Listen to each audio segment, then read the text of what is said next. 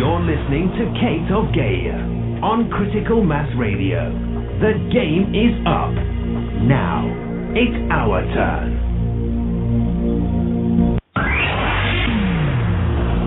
You're listening to Santos Bonacci live on Syncretism, here on criticalmassradio.co.uk. As above and so below is the holy science you need to know, astrotheology, because now it's our turn.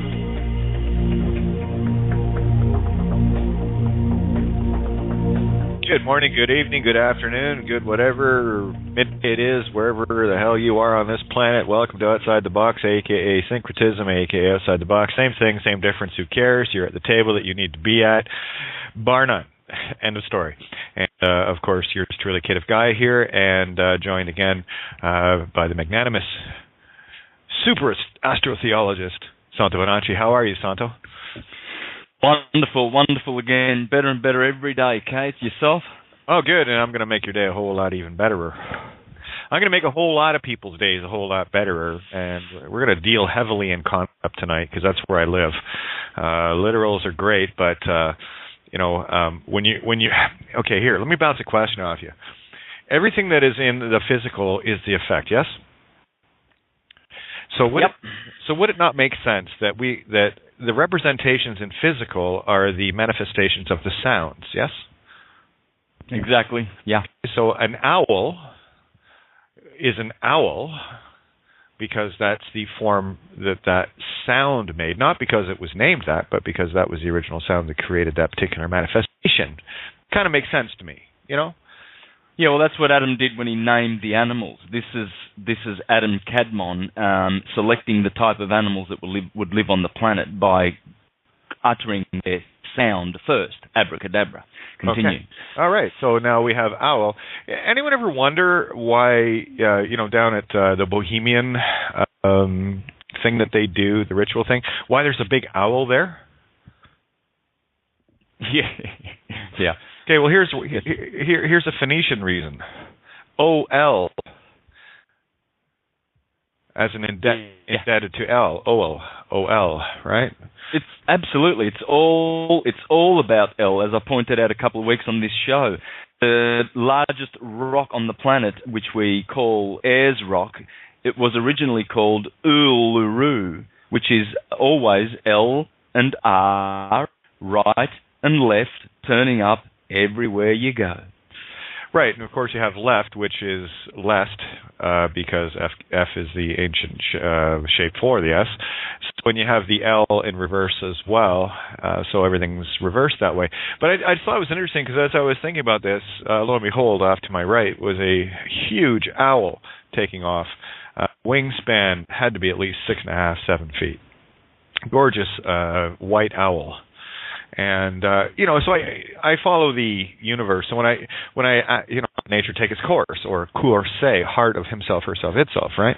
So I take my Q, see Q with that's the inseminated ovum from the universe. So I put those things together. Now I just really want people to start instead of taking things literally, start having a look at the creations and their mirror, which had to come first, the sound, right? Because light is merely a higher frequency of sound. So sound had to be the original. In the beginning, there was the word or the creation of sound. Now, this can get a bit heavy, but as far as the concepts go. But here's another thought. Now, it was very interesting. That's why I love having these, 300-kilometer round-trip drives, because I got plenty of time to think, that's the thing. And actually, I have more time to not think, which is more accurate. So here's what I was thinking. I'm sure there's probably more than one video on YouTube that has, maybe a judge in it. Whether they bow to the individual or not, it's irrelevant. But I would hazard to say there's probably quite a few out there, yeah? Absolutely. Okay, well, do you know what you have in your hands there? What you have is prima facie video evidence of an individual trying to commit premeditated murder of a legal person. You see, and this is the clue that Goosey Gander gave me, Gigi. What's good for the goose is good for the gander. So if, now, they talk about interpretation of the law. If one thing can be interpreted one way, it can also be interpreted in the reverse, and that's how we've been getting trapped with the assumption-presumption. Well, here, system, how about you assume and presume the fuck out of this? If a living human being can be a legally dead person, then so must a legally dead person be a living human being. So, with that in mind, goose, gander, what we have there is anyone that has sworn an oath to the crown, their master and owner thereof, whoever owns the crown, which I happen to think is the corporation's soul, the one who takes that office, takes the burden of the world, are actually aiding and abetting in the murder of an individual by trying to kill them legally. So there is intent to kill, whether it be a living being or a dead fictional person. You can't have it both ways. You can't serve two masters, and this is the fundamental catch-22 in the whole system. So by the very action of them asking with intent for a legal name, they are in fact committing premeditated murder, or have the intent. Yeah, and it's easy to prove the intent. Well, they put the uniform on, didn't they? Everywhere they turn, they are in fraud, and they are aiding and abetting others to commit the same fraud that they are perpetrating on mankind due to their ignorance. And this is the worst kind of creature that is loathed by the gods, or God, if you want, the higher entities of this universe. They are loathed because they go around creating havoc for others. They are terrorists. They are souls that are so depraved that, when they actually cark it in these incarnations, as they have incarnated into human bodies, themselves being pure animal. And they are filthy-hearted if they can engage in something that is ensnaring live beings just for the fact that they are making lucre out of it. This is disgraceful. People will have, they'll have permanent toothaches, brain damage to attend to in the next incarnations. Well, you're going to love this little notice I'm working on then. And this one is the one I've been talking about. I managed to get it started. I've got 5 points on it. I like to generally do anywhere from 5 to 9 points on something just to make sure. Something that will be printable and easily hand-outable to any of these false personators or impersonators, usually a law enforcement officer for the intent to deceive someone for the purpose of, right? So here we go. Attention all police agents, okay? Guys, everyone that's in a uniform, anyone sworn an oath to a crown corporation registered, you are fully culpable, and you are hereby universally warned that your actions following this, you are fully culpable for. By your actions you are known, and the consequences follow suit. That's how universal law works. And I do love invoking universal law under the golden rule. So here it is. Attention all police agents. One, there are only two. This is what you hand out to any of these parasitical meat sticks. Whether they're, had good intentions or not, it doesn't matter. It's time for these guys who did have good intentions to stand up. And if they can't, well, they're fucking cowards. And sorry, universe loathes a coward. Did I say loathes? I'll tell you, my universe loathes a coward. So here you go. Attention all police agents. One, there are only two jurisdictions, one of the dead by consent or threatened, and one of by force the living, where the dead corporate fiction is the crown, and the living is I, the witness to your pre-crimes via your intent. Two, your consent to wear a corporate uniform is prima facie evidence of your intent to commit crimes via omission, commission, knowingly, unknowingly, where your ignorance is not and never will be a defense in any living court, where you will be privately prosecuted in your living status. Judges included, by the way, including the one that bowed to me. Gosh darn, I think I have some video evidence of that aiding and abetting, trying to get a name joined her. 3, any and all times you ask with intent to procure a legal name, you are, in fact, committing premeditated murder with intent to kill a living being by means of a dead legal name to gain a false jurisdiction where these frauds and crimes are already well known to millions.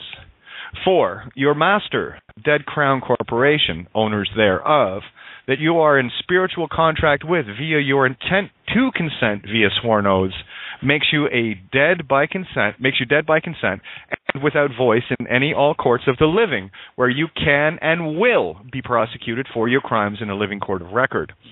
5, the birth certificate is proof and prima facie evidence of the crown owners, your master's, intent to defraud and commit crimes against humanity that you, by your sworn oath, are fully party to and liable to for of your actions for commission, omission, knowingly, unknowingly, inasmuch as you now have evidence to the contrary of your beliefs, and are the last holder in due course, and under living contract with me, the living witness, whereas you have given your seal on this document via DNA covenant.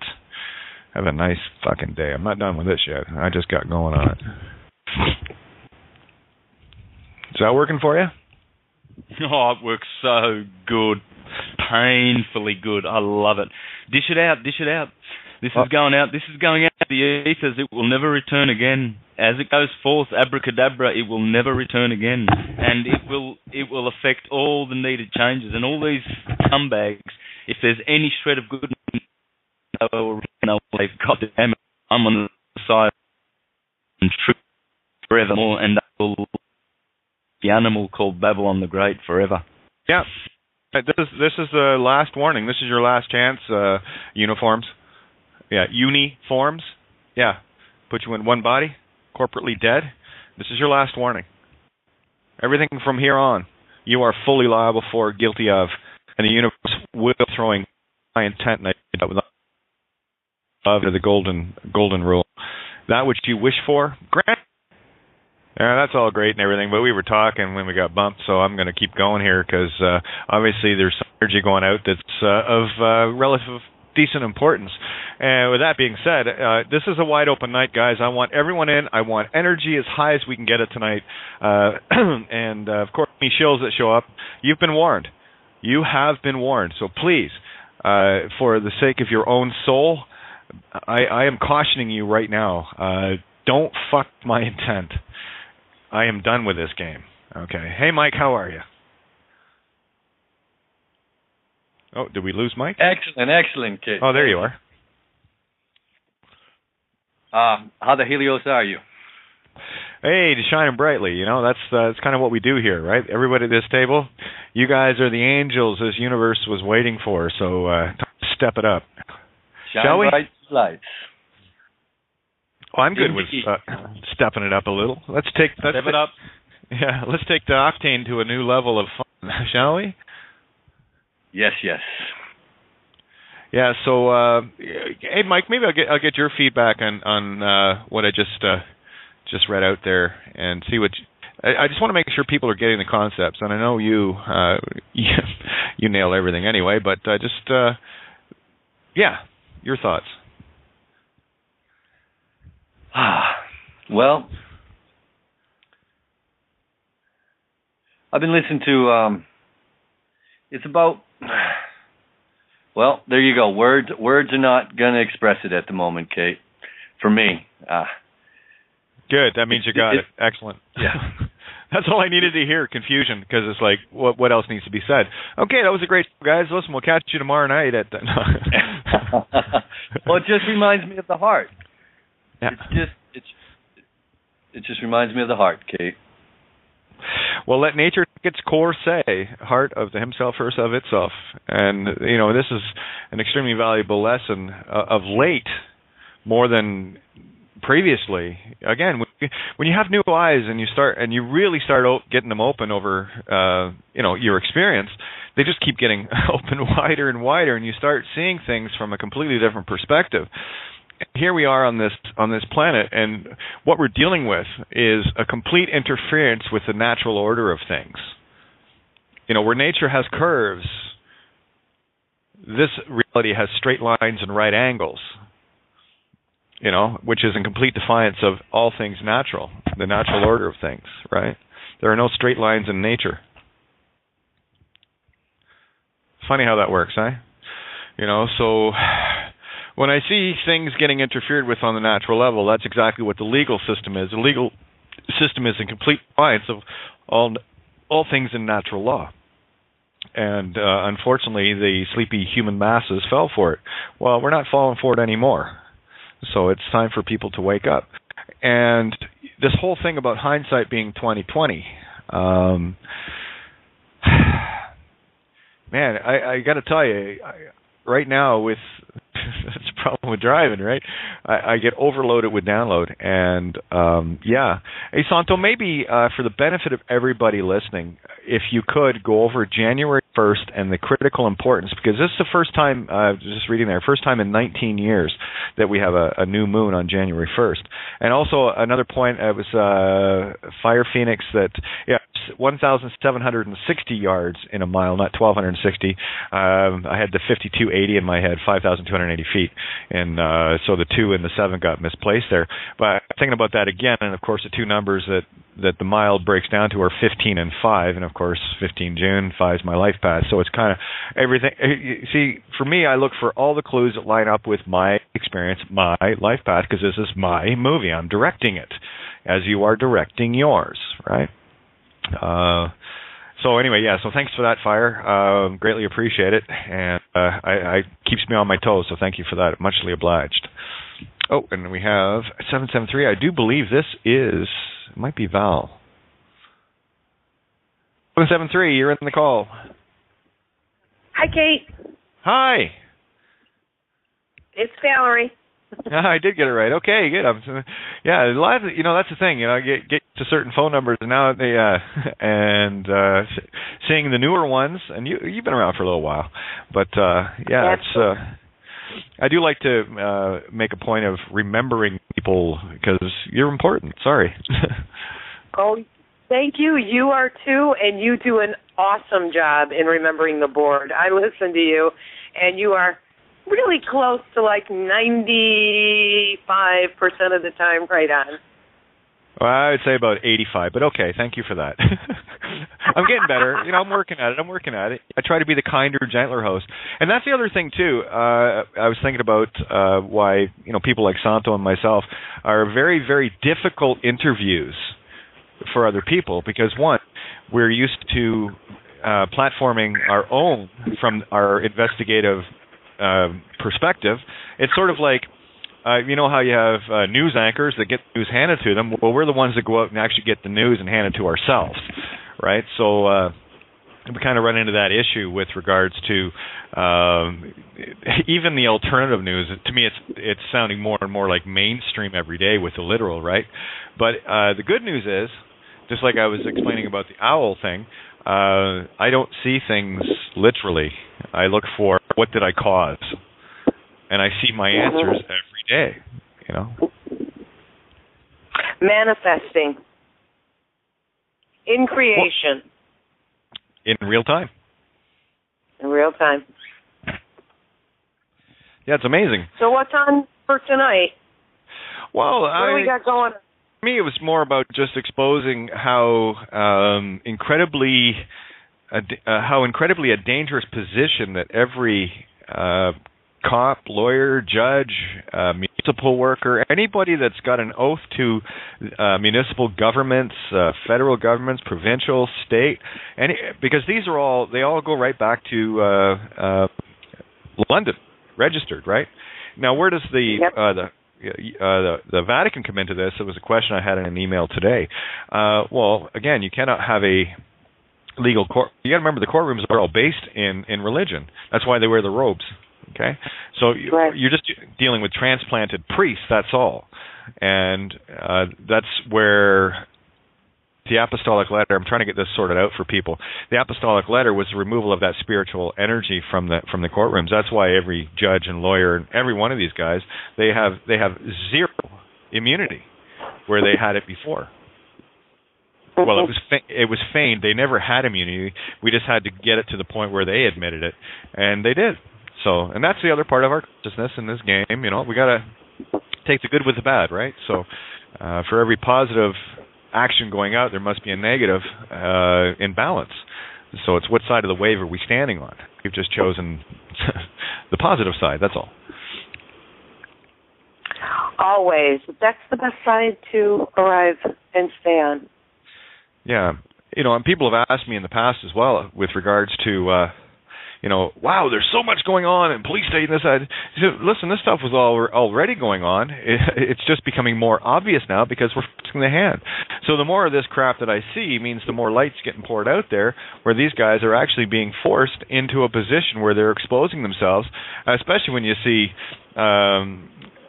like a New York City cop walking in full black battle gear with an AR-15 strapped over their shoulder. That should be enough to tell anybody that, wow, things aren't quite what they used to be. What happened to the nice guy or the nice girl in the blue cotton shirt with the radio and just no weapons, nothing? What happened to that? Well, you see, the kinder, gentler illusion has now turned into what it really was to begin with. The wolf is now wearing its clothing instead of the sheep's clothing it had before. So what we've done is the sheeple have ripped off the sheep's clothing from the wolves and exposed them for what they are. So when I see this, I'm elated because look, you're exposing yourself. Even the sleepiest fucking retard out there is going to see that and go, oh, that's not right. So, yeah, you see, evil will destroy itself. It has to expose itself. The more light we shine, the more it gets exposed. It's that simple. I agree. I was driving with my wife today talking about this same thing. And she's just like, well, they got they have their choice too. We can't what she was trying to say is infringe on their choice. And I was just like, wait a second, freedom of life is do unto others as they've done unto you, in a way. And I'm like, they've already made their choice. They're already harming us. So what am I supposed to just stand by and accept this? No. You have to draw a line. That's enough. We've seen what you exposed yourself. Here we go. Yeah, well, I mean, they did. This is the same stunt they pulled in Nazi Germany. It's just a repeat of the same program. You're going to buy it the second or third, fourth, fifth, 100th time. How many times are people going to buy this shit? Or you gonna? And here's the joy of the game here. When people are honestly on a spiritual level, these guys are absolutely powerless. I'm not sure about what point. Listen, if this system could do anything it wanted to you, at what point would a judge ever need to bow to me? If they had all that power, if they really did, that would never have happened. Hell, there wouldn't even be a need for a courtroom, would there? Stop and think about that for a minute, and you'll start to see the power you wield. These guys are this is the Wizard of Oz behind the curtain. It's all smoke and mirrors, boys and girls. They have no spiritual power. That is the joke.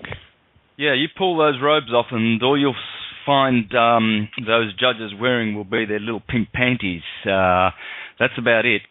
There's nothing there. They've got all their security and they've got all their guards and structure.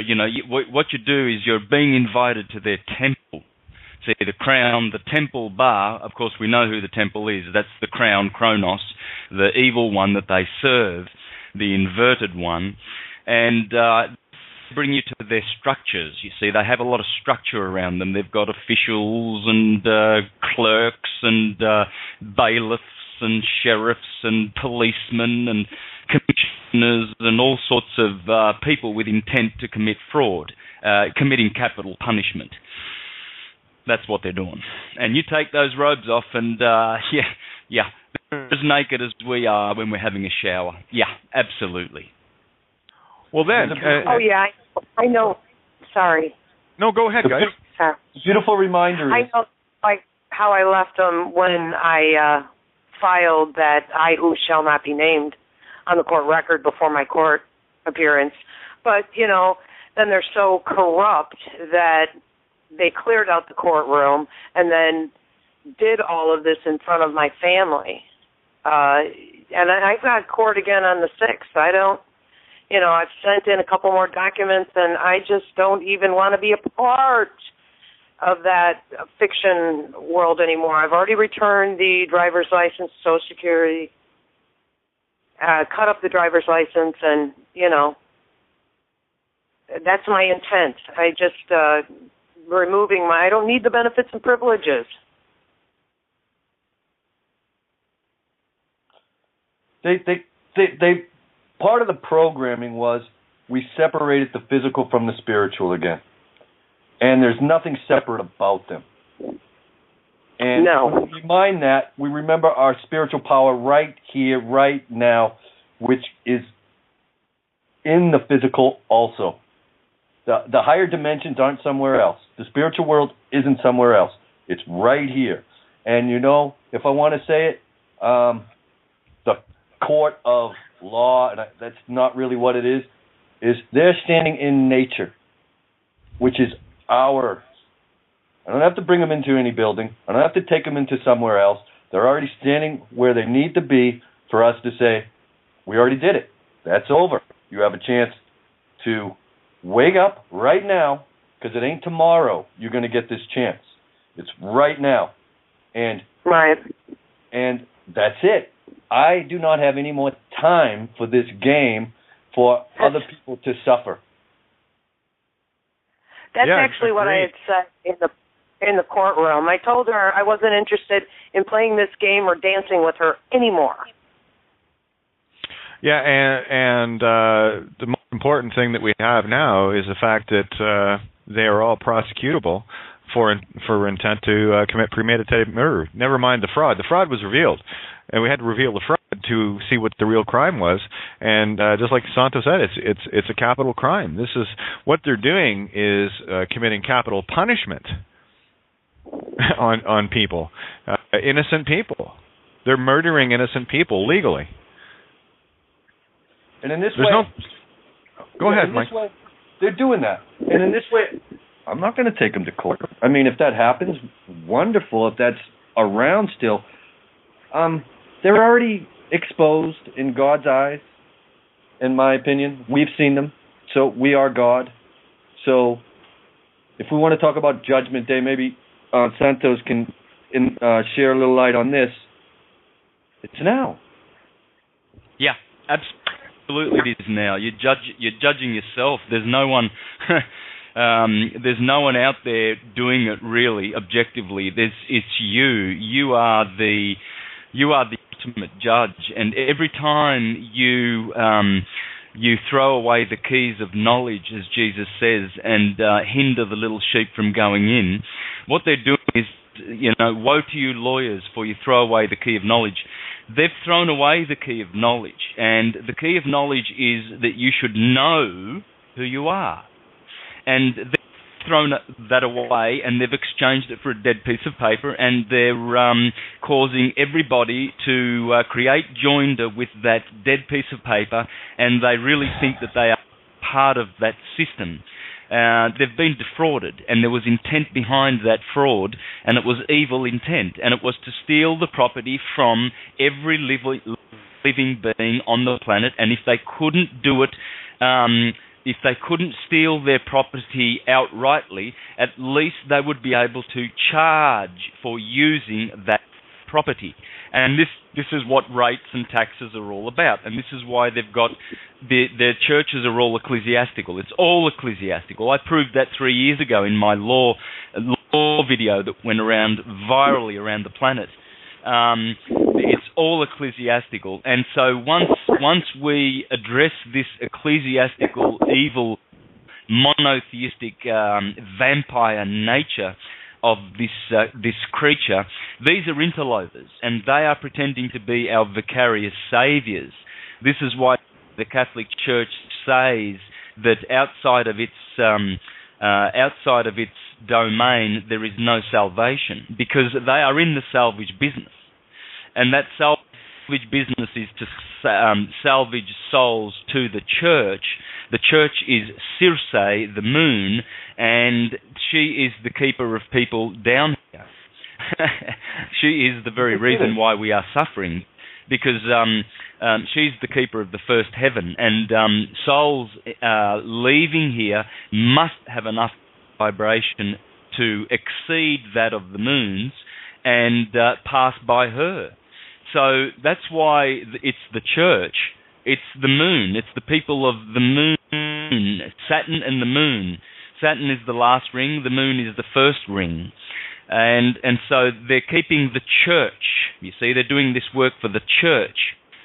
And and they are interlopers, and what they've done is they've said, you are sinners now, and you must redeem yourselves through the church and through the vicarious Saviour, Jesus Christ, the Ponzi scheme of the Romans.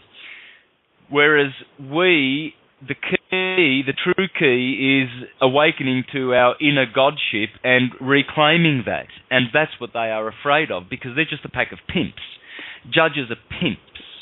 They are both pawns and pimps at the same time, because they pimp out and harvest energy off innocent people like vampires, and they themselves are being harvested by the ones above them. And it all goes back to this hierarchical, patriarchal, monotheistic system that we must deal with, and it is the Goliath that is vampiring this system, and it is anal domination. We've had it for 2013 years. Once we lose that calendar and reveal to humanity that it is worthless and it is the enemy of mankind, and we are all now happily living in the now, blissfully forevermore, conscious of our unsinful nature, our perfect glory of light that we are, and reassume that position and emancipate ourselves from the bullshit of Babylon the Great. And do not the scriptures tell us that we must obey God as ruler rather than men? So up yours, crown, you pack of pedophile. You can shove your codes right back up your asses, you ass wipes, for that is all you ever were. And you've been condemned by your own wicked deeds. Simple as that. I'll second that. Yeah. So, Santos and Kate, I look at it like this sometimes, and, you know, I've been at this quite a while this lifetime, and we all have been many, many lifetimes. And on a physical level, you know, I used to say, you know, when they used to come at me, and I'd be like, look, you come at me on a physical level, I will grab your spirit by the friggin' neck, and I will choke the friggin' life out of you. And then I had to remember my heart and my love, because I'm not going to do what they did, but to let them know my power, let them know our power. I'm not going to frig with you on this lower level. Hey, Mike, you want to see power? Here's power for you. Attention all shills, and I know there's a lot of you listening right now. Okay, here's your challenge. To come on here tonight and commit spiritual suicide. By merely showing up, that's exactly what you're doing, and I'm going to claim your soul and eradicate it from this consciousness. So there you go. There's a challenge to the shills. So any of them that feel like showing up, see if your soul is worth the $200 you're getting paid to sit on this show. Yep. And so for me, Kate, so for me, Kate, also, I mean, I've done it before. And I've done it with other so-called peoples in power, and I realized, okay, I'm going to go to the guys who are pulling your strings, to the beings that are pulling their strings, and, hey, I'm not afraid of you. If you're still playing this game and you're still messing around, I'm coming after you. I've done it before. I will do it again. And I'll grab your ass, and I will take you to where you need to be recycled, into the center of the sun, the center of the galactic sun, to the galactic core, wherever it needs to be, and I will hand your ass straight back in. And if I have to go in there with you to make sure you get your ass back in there, so be it, because I know where I am, and I will come right back out. If you come back out with me, wonderful, but you ain't playing this game anymore. But that's it. And here it is. That's the true definition of prosecute, which means do not pursue. So I'm going to prosecute every single shill, every single entity that is trying to interfere with this message. I'm going to let you destroy yourself. You're going to commit spiritual suicide with your own intent. So there's a seed for you. How about you put that bean in your belly, Jack, and have some beanstalk fun? Thank you for reminding them. They'll do it themselves. That's right. They'll do it to themselves. Yep. That was the reminder I needed to hear. I don't need to get my hands dirty per se. It's like you said, there's the intent. This is the truth. That's what's going to happen. You are really going to do it to yourselves. And we've put you on notice. That's what's happening. That's what's done. Yeah. And I'd like to remind all the listeners to remind all the other networks of sovereigns or people or groups that are claiming to be sovereign, let them have copies of these audios and let them know that this is the new standard for sovereignty and this is how sovereignty will be measured. And as for the Rothschild-controlled media, Channel 7, Channel 9 and Channel 10 here in Melbourne, your days are numbered, guys, because more and more people are tuning in here, and this is the new standard for the sovereign being that will walk this planet forevermore. So whenever they say on the media, oh, these sovereigns are back again, and oh, the police have caught up with them, and they do this. What they do is they post all over the place that Dean Clifford, the sovereign, is now in jail again for the third time. And they're trying to signal a message to the sovereigns. Well, forget about all those ones that are going to jail.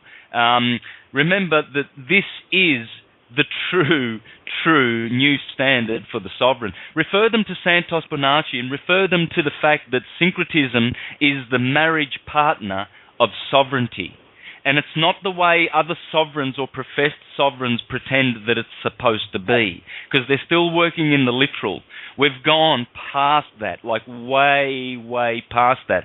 Especially when I released my first video in 2011, we were well beyond that. That's why I posted my videos, to silence the dick farts that are out there pretending to be they know something, and they're the blind leading the blind, like Jan Irvin and Joe Dolezal Sr., career criminal. His ass is going back to jail. And all your listeners, please, we still haven't finished him. His website is still going, and he's still nasty enough to send me messages every day. He's pretty confident that he's not going to be finished when I'm finished with him. He thinks that he's going to withstand this onslaught of truth against this arsewipe who has stolen Jordan Maxwell's energy and vampirized it to make money. Well, he's already, you know what, Santo? He's already done it to himself, because this is the judgment now. I am not saying in the coming days. It is now. They're done. It is done. So every intent that is going out to harm another person, if you are harming another person with intent in any way, shape, or form, you are now fully culpable universally to your actions. You are committing spiritual suicide. So be it. So mote it be, so mote it be, so mote it be. I cannot judge you. I can only sit here in observation and say, that's not something I would do, but have at her. Knock yourself out. Right on, Kate. I'm not going to get angry or pissed off at these guys. Why should I? All I have is pity for them, and they're doing it to themselves. All I'm looking for is agreement to let them. So let them. Bring it the fuck on. This is the game you want to play. Then you play it to your own detriment, to your own consequence. I am not going to sit here and worry about any of this shit any longer. It is done. It is over. That which is evil intent will destroy itself. So please, knock yourselves out. And isn't it funny, tonight, and I've called out a couple of times, I'm going to keep calling the fucking chills out. Come on to the table. Commit spiritual suicide. I want to see who's got the balls to actually destroy themselves, because the first one that shows up, which they won't, because they know this is truth. This is going right to the core of their being. You know that you are committing spiritual suicide. And please, prosecute yourself. I will not prosecute you. That's your job. I will not pursue you, because you're doing a good enough job all by yourself. So you have the chance here now to stop. And if you don't stop, then you have made your universal, with intent, free will consent to destroy yourself. That I can agree with. That I will give you all the energy you need to do so, that I may grant that wish to the fullest extent of your intent. And all you New Agers out there who just say, oh, there's no truth, it's only your perspective, just accept everything, it's all okay. Hey, you're in that same friggin' boat, and you're going also. Yeah, put your hand on the counter and let me hit it with a hammer, and I'll tell you what's true. That fucking hurts. Yeah, and the reason for having this correct new standard and having acquired it is because of having suffered enough, like everyone who is still prepared to play in the literal are going to get. We're just done with it. That's all. That's why this is the new standard. This is the standard for everyone. Pure and simple. So when they speak of badly about sovereignty, they will be speaking badly about syncretism. It's going to be really, really hard for anyone ever to discredit syncretism. You know, so we've got all the answers, all of the remedies, all of the solutions. We have them on this table, and that's why it's the new standard. It's a bit like, have you seen those films where, you know, one team always kicks the other team's butts because, you know, they keep changing the rules and they keep bullying the other teams, and they always seem to win the competition at the end of the year.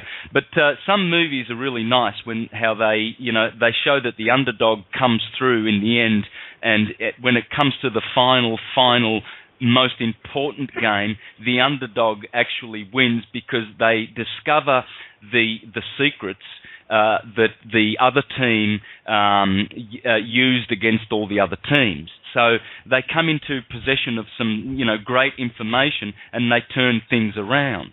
Well, that's what we're doing. That's all we're doing. We're not saying, you know, that we're a bunch of smarty pantsers and, you know, we're so clever, aren't we? No, we just acknowledge that we are all God. I am you and you are me.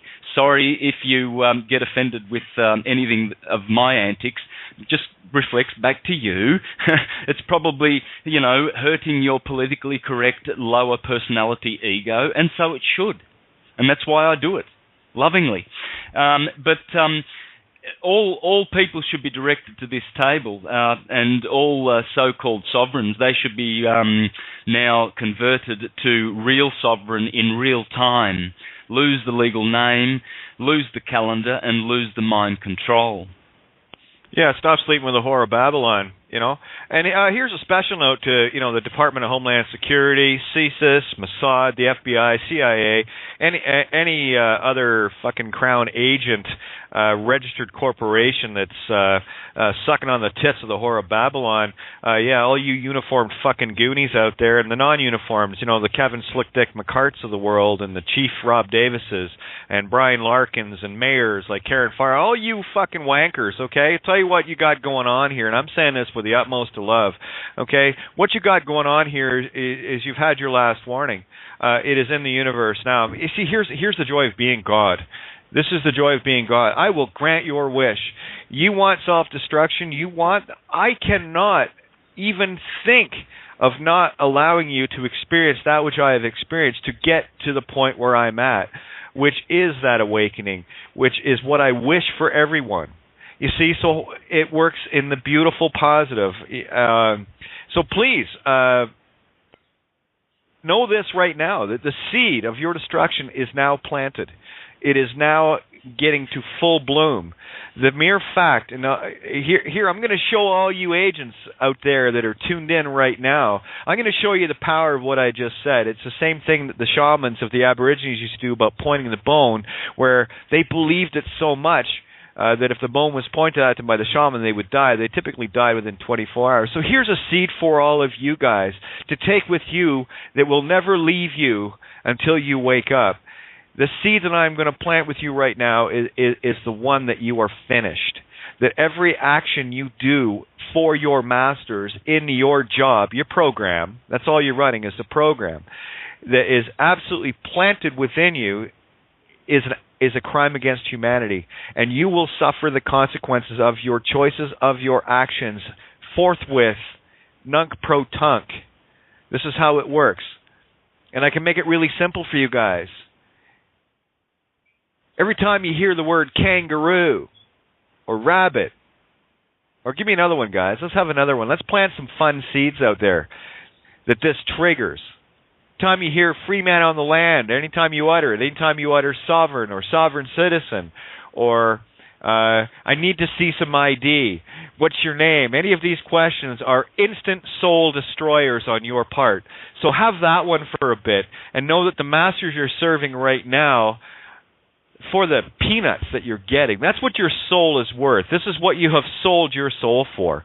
And I'm going to make you fully accountable for it under the golden rule right now. So it is yours now. The seed is planted, and there's no giving it back, because by your actions you are known. So here's the other thing. If thine eye offend thee, pluck it out, which means if you're doing something to destroy your soul, stop doing it. And if you can't stop doing it, well, then you're prosecuting yourself, because I sure as hell ain't. I can't judge you. You've judged yourself. So have a nice fucking day and Merry Crucifixion.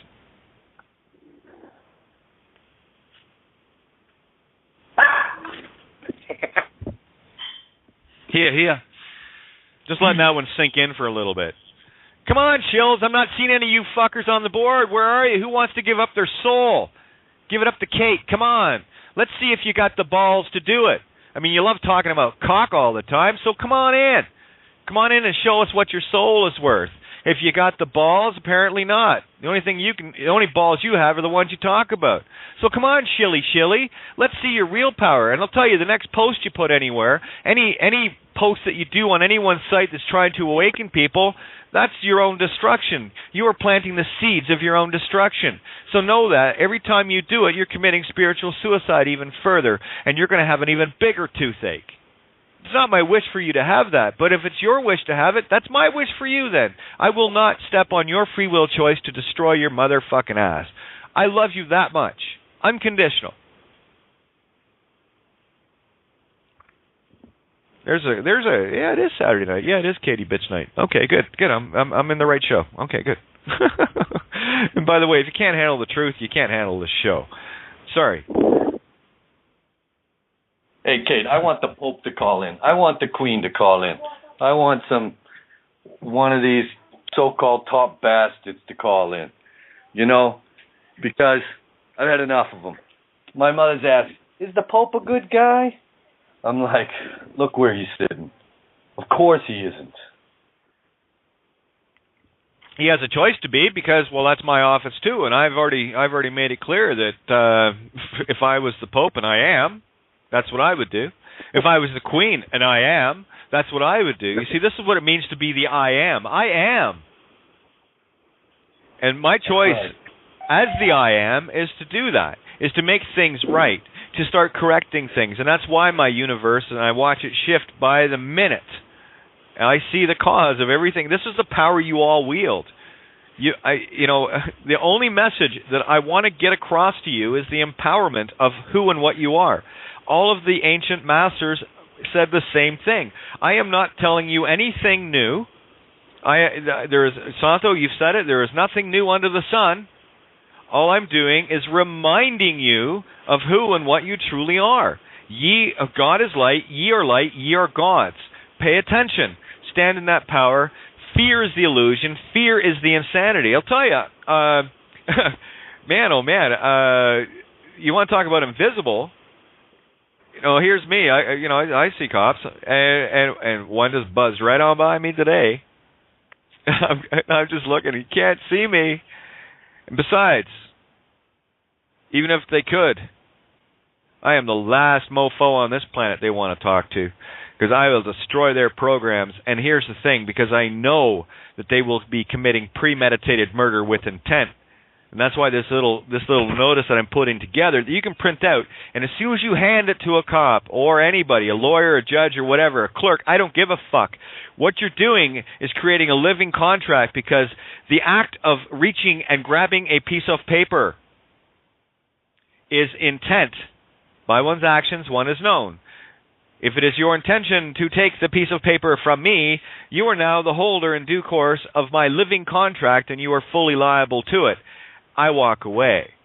That's called the hot potato. That's what I was going to call this thing, the hot potato. This is the Midas touch. So that's a hot potato and the Midas touch in one. So there you go. And they're sealing it with their own DNA. They are making a spiritual contract, as above, so below. And the physical, that is the physical. And you, by moving it around, are the spiritual intent. And you make your intent known through the physical, the effect. So you want to take anything from me? That's a contract. Everything is, remember what that lawyer said, and it's getting clearer and clearer. Here, it is all about contract. So now you know how to contract these wankers. And all you got to do is make it. Today? Did they What's take that? a breath today? Are they breathing air like us? Did they take a breath today? They're in contract. You got it. Look at that. No shills have got the balls to show up. Wow, imagine that. I guess your soul isn't worth the $200 or $300 you get to sit in on this. Well, here's the thing. Good news, it means you're starting to get it. It means you're starting to wake up. It means you're starting to see the master, the whore of Babylon that you're going down on with all the maggots. Yeah, eat up. Enjoy. Look, we stand in truth and we stand in love. Everyone has that choice to do also. Agreed. They can do it in the next breath, and that next breath is now. Just wanted to give them enough time to take that breath, because here's the magic of this. They also have the choice to deny that, to deny the master that they're serving in their minds and in their hearts. You see, the whole story, the whole Jesus story wasn't about some savior coming to save your sorry ass. That's your job. And this is the biggest frustration I have with anyone that's in the religio cosus chosenitis. I don't care if you're Jew, Muslim, Christian, Hindu, whatever the case may be. It does not matter to me. You're missing the point. And the point is, you are here to solve you. This is your universe. You are the only point of consciousness in your reality. Everything else is a movie, just like it is with me, just like it is with you. As above, so below, as within, so without. All right? So you've got the aware choice now of which side of history you're going to stand on. And you already know the consequences of standing on the wrong side. It's only going to cost you your soul. And I loved the fact of what you were saying there, Santo, about you don't sort it out in this life. You get to pass over to the other side, and you get something akin to a toothache. And I don't know about you, but I had my 4 wisdom teeth removed. 2 of them were impacted, and I got to tell you, that kind of pain after 2 or 3 days of that, it brings you to your knees. So can you imagine, just imagine an infinite feeling of that? That's what you're looking for. I like how Santos reminds us that in one way it's all inside of us. All the planets, all the stars, all of it's inside of us. And for me, that always meant no one's untouchable. If I want to speak to you, if I want to deal with you, I go inside, I find out where you are in my universe, I communicate with you, I share the love, share the light, and that's it. That's all we need to do. Yeah, and the offer's still open. Those that turn, those that come, are most welcome. The arms are open, and they're open both ways. You choose your path. There are 2 roads you can take, and in the long run, there's still time to change the one you're on to the stairway to heaven. You can choose. You can choose your own destruction or your own creation. And those that choose creation are most welcome here. Regardless of past. This is where you make amends. This is where you become the creator for the benevolence versus the creator of the destruction. Okay, we've seen enough of that. It's time to move on. And I think that's why we're so passionate, because we care about them. That is exactly it. You know, and you guys have heard me go off so many times, and that's just the nature of who I am, because that is the passion. I do not wish to see people harming themselves. You know, like the whole thing, I got to tell you, I was just saying earlier, it's very frustrating listening to people talk about Jesus this, and, you know, and I know they've got good hearts, they're benevolent, and they have this beautiful spirituality about them, but they are feeding energy to the very thing that is destroying them and humanity because of their ignorance and their defiance of learning the truth. You know, it's never comfortable for a born-again Christian for me to challenge them, or someone that believes in Jesus as their Savior, me saying, that's not what Jesus was saying, you fucking dolt. He was saying to be me, not worship me. He said, why do you call me Lord and not do the things I ask you to do? At what point in fucking reality are you missing it? And the guy said it. Oh my God. Ignorance isn't stupidity. Ignorance isn't stupidity. They ignore. It's a choice. It's a choice. Ignorance is a choice. You can choose knowledge or choose ignorance. You can ignore the truth. You can ignore the knowledge. You can welcome it into your heart. Ignore it or ignite it. Your choice. And going back to Santo and the whole igneous thing, Look at igneous rock out of the fire of volcanoes, right? Man, this picture gets clearer and clearer and clearer. And here's a hats off to the shills who haven't showed up, because that means they're getting it. So I don't get angry at them. I have nothing but pity for these people that sell their souls. I get that you need to eat. I get it that you are following a program. I get it. That's what your masters teach you to say. You are simply a telemarketer. That is it. But I'll tell you the game you're playing. You're playing with the very existence of your consciousness. Is it worth it? And here's the other side of it. As of December 23rd, according to the Anno Domini calendar, a few days ago, 5 days ago, the Federal Reserve no longer had a charter. If you don't have a charter, well, you're not flying, are you? Right? Chartered flights? The Federal Reserve Bank does not have a charter any longer. It went for the shitter on the 23rd, the 100th anniversary, December 23rd, 1913 to December 23rd, 2013. Their charter is done.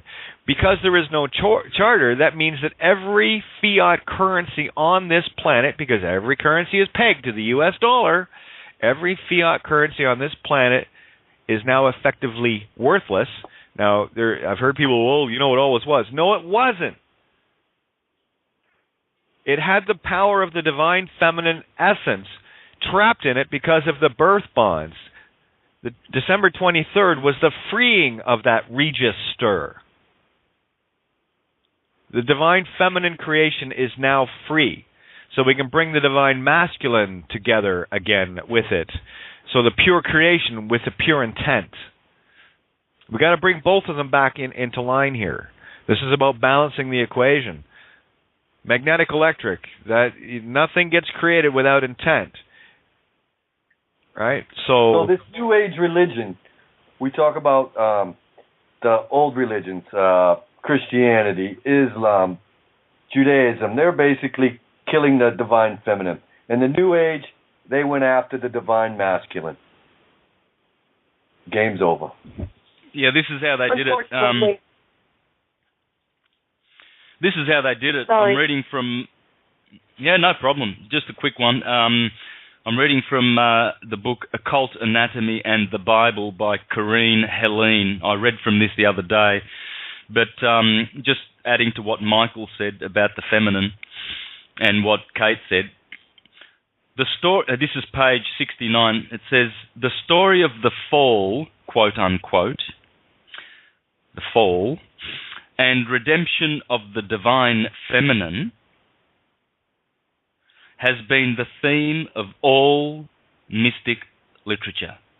Now, after the word feminine, divine feminine here, she puts in brackets, the imagination, or image-building faculty of the soul. So let me reread all this now that you know what he's referring to, what the divine feminine is. It's our imagination, the image-producing or building faculty of our souls. And those images are, knowledge forms, not thought forms or emotion forms or images of sexy anything earthy, but knowledge forms. Anyway, so reading again, the story of the fall and redemption of the divine feminine has been the theme of all mystic literature. This subject has also comprised the inner teachings of all initiatory schools. Hers are the secrets that Isis conceals beneath her veil of time, until man approaches her altar with clean hands and pure heart. This veil cannot be lifted, so he can begin to comprehend and demonstrate its secret meanings. So all of these shill types, sellouts, soldiers, not warriors, of course, that's what they're doing. They are hurting themselves because they can never ever lift the veil of Isis and demonstrate its, or comprehend or demonstrate its secret meanings. Well, I can. I've done it. It's in syncretism. I have demonstrated and comprehended all of Isis's secrets about magnetism and electricity, and revealed them to the world. And so this is what it means to redeem the redemptive divine feminine. It's the power of imagination, folks. It's the power of comprehension through knowledge. You can imagine and use your intuitive imagination to balance the two hemispheres of your cerebrum and access the Akashic records. You can join the dots yourself. You just have to pay attention and remember everything that you've ever learned from your left side and carry it over to the right. The rainbow bridge is open. Yeah, you've got to cross the Israelites crossed the Red Sea laden with gold and treasures that they took from Egypt. You see, Egypt represents the lower nature. But as we escape Egypt and embrace the higher nature, we do take treasures of gold with us, some lessons, some hard-earned lessons. I have. I've learnt some the hard way, but those are treasures of gold, and we will cross the Red Sea, the Corpus Callosum, into the right hemisphere toward the east. Go toward the east. The Israelites fled Egypt toward the east, from Ramesses to Succoth, from Aries to Tishri, from Nisan to Libra. So, there it is. I really encourage folks to read that book, Occult Anatomy and the Bible, and she also refers to the work of raising the chrism. The raising of the Christ is the most important theme of this book. And so this is what they're afraid of. They are absolutely afraid of us raising the Christ and recognizing that the Christ is within. Just as the Apostle Paul said in Colossians 1:26 and 27, the sacred secret of the Christ in you. And so this is the only thing that we are instructed to do. Corrine mentions in her book on page 60, after puberty, every human being during the monthly moon cycle of 28 days develops within himself a sacred seed formed of divine creative brain substance. This work is completed each month as the moon enters the sign that the sun occupied at the person's birth. The Essenes were divided into two groups, the householders and the temple initiates. The former married and set up homes in the outer world, where they made practical demonstration of the holy temple teachings by preparing themselves for immaculate parenthood and thus activating advanced egos from the heaven worlds to further the work of the Essene order. You see, what this woman, who was Rosicrucian and Theosophist, obviously, what this woman is showing is a beautiful science of how we come to be. We bring transmuted atoms from other incarnations, and they occupy the molds or the archetypes that are waiting to be filled with our spiritual atoms. And as we incarnate from soul to soul, and we do not waste our sacred fluids in riotous living, we gather momentum and strength, and we gather a lot of soul energy. That's why we're here at this table. It's because we haven't wasted and squandered a lot of our energies in futile crap in past lives. And hence we have a vehement passion and ardor for truth and freedom and sovereignty and syncretism. And so this, of course, as Dr. George Carey explains, at puberty, or better at the age of 12, you see, Jesus appears at the age of 12. The Epiphany occurs on January 6th in Egypt, because that's 12 days after Christmas, you see. The days were to lengthen for 12 years on the ecliptic before the sun could appear, the Epiphany. And so 12 is the crucial age where this cycle of raising the Christ fluids, the Christic fluids along the cerebrospinal system begin. And what are pubescent children encouraged to do these days? Well, they go to MTV and they see, Madonna stroking her genitalia, and they see who have we got these days? Name some perverts like who's that pedophile? Cliff Richards, Rolf Harris.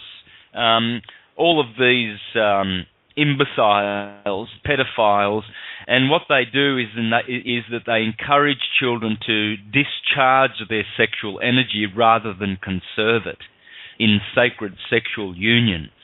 And so what happens is, rather than the fluids returning to the Aries cerebrum, the Agni's ignited flame of spiritual truth, they squander their seed in riotous living downstairs, and they never actually get to climb Jacob's ladder and return.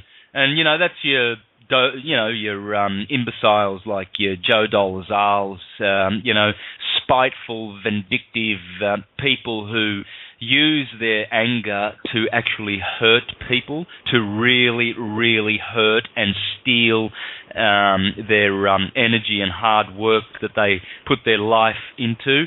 And so, this is the vampirism that we are about to squash with our consciousness, folks. So, and this is the table that sets the new standard, and always will. And the rest will have to follow.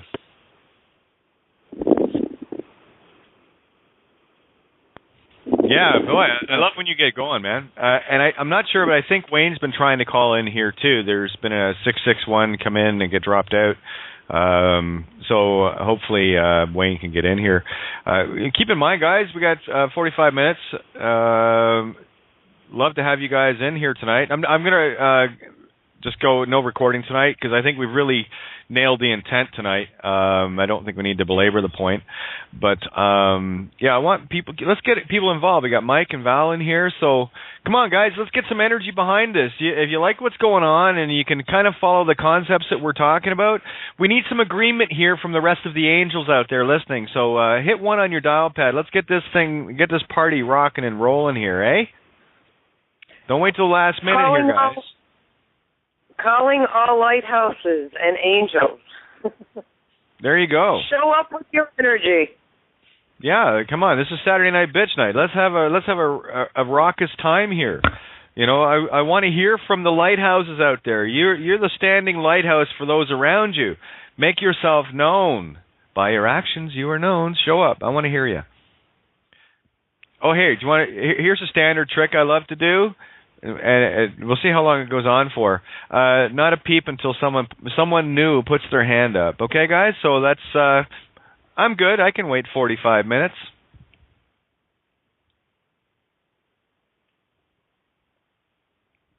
There we go. That didn't take long.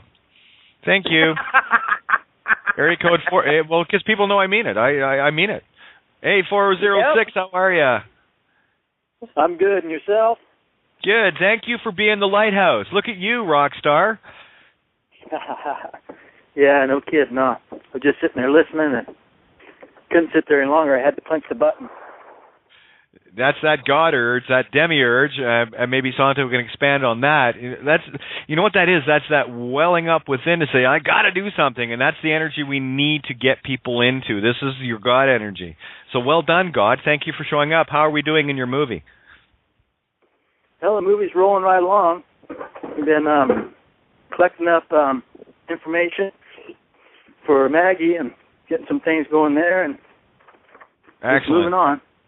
Excellent. Well, we got lots of stuff happening, and I know based on the intent that's went out there tonight, there's because I had some major click moments, and this is the power that you have, guys.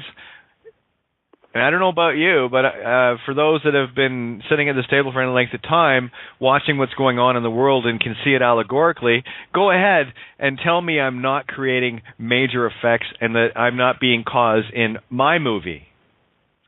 This is why you get to see what you're doing in your movie. Isn't it great? Yeah, the movie's turning on, and you got yours running, so I'm here listening. Well, here's the thing. Yeah, we're actors in your movie. How are you liking your script, director?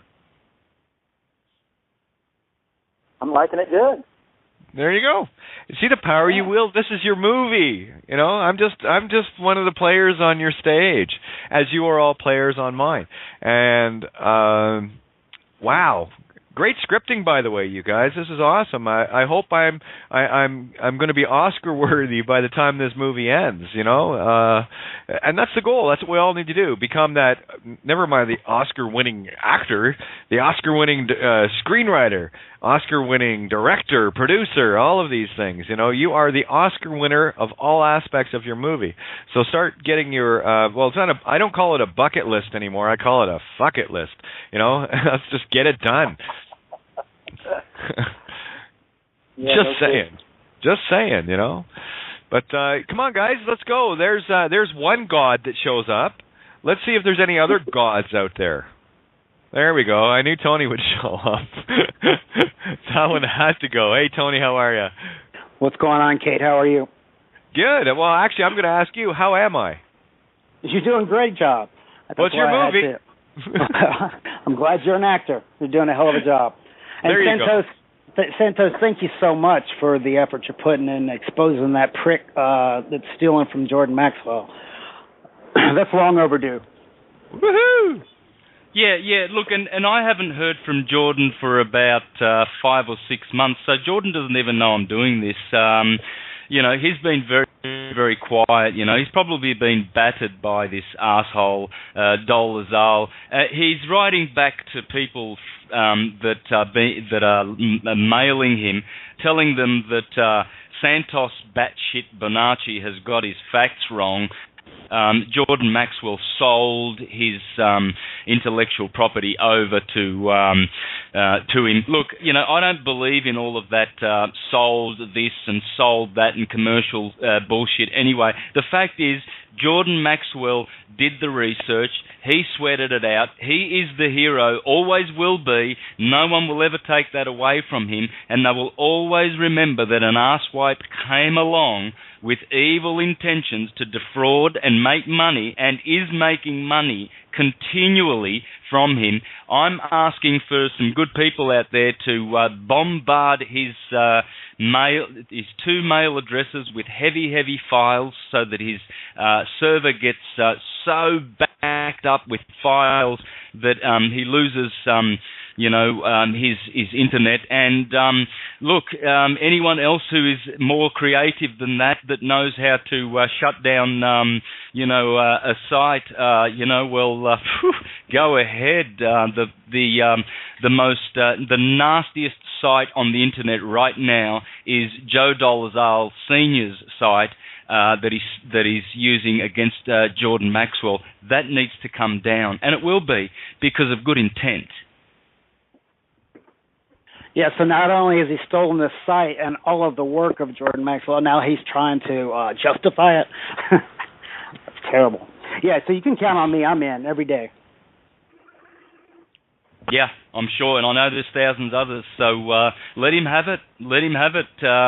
That's how I'm going to treat these types on my Facebook page. My Facebook page is devoted to exposing and I've got my style of doing it. So I've warned people, if you don't like my style, I said, you know what to do, jump off the page, because I've got gazillions of people waiting in line every day putting pressure on me to join my page, because they know that they'll get the best information there right now for consciousness and for bringing down all the fictions and all the illusions so that we can forever live in Sat Chit Ananda.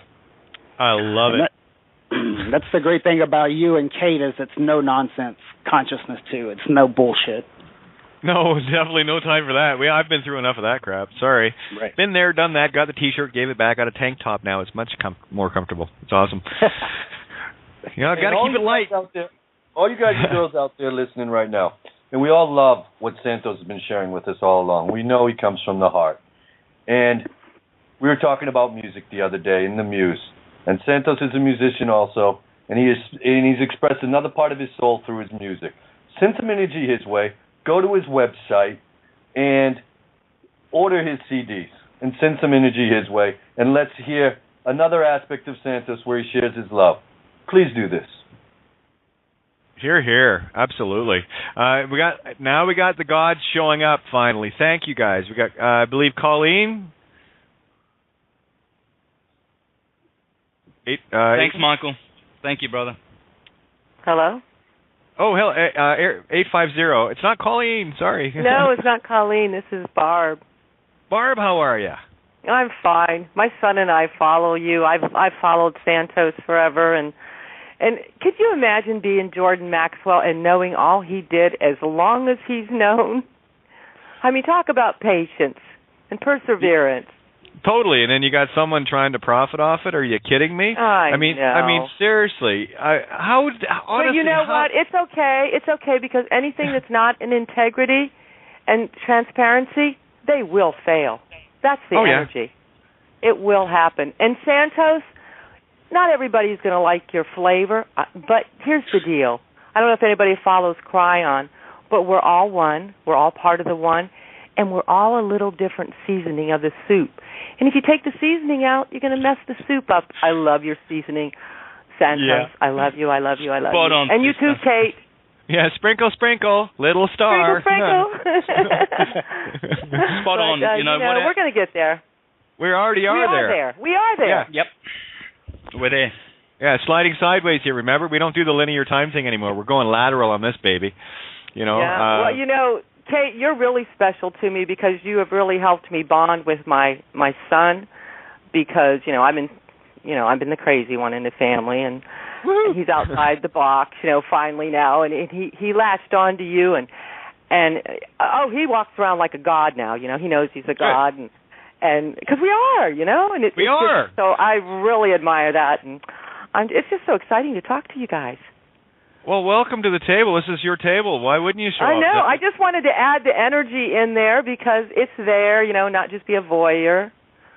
Oh, yeah. You know what, Santos? One of these times I'm going to hit you up for an astrology reading. My birthday is coming up, December 31st. Why don't we have a go at it now? Hey, why didn't you do that right now? You're kidding me. You would do that for me? Well, tell you what, hold that thought, Barb. Just hold that thought, because I got 3 others. I just want to bring them in quick, and then, absolutely, then you get a birthday present. So let me bring these in, Santo, and then you...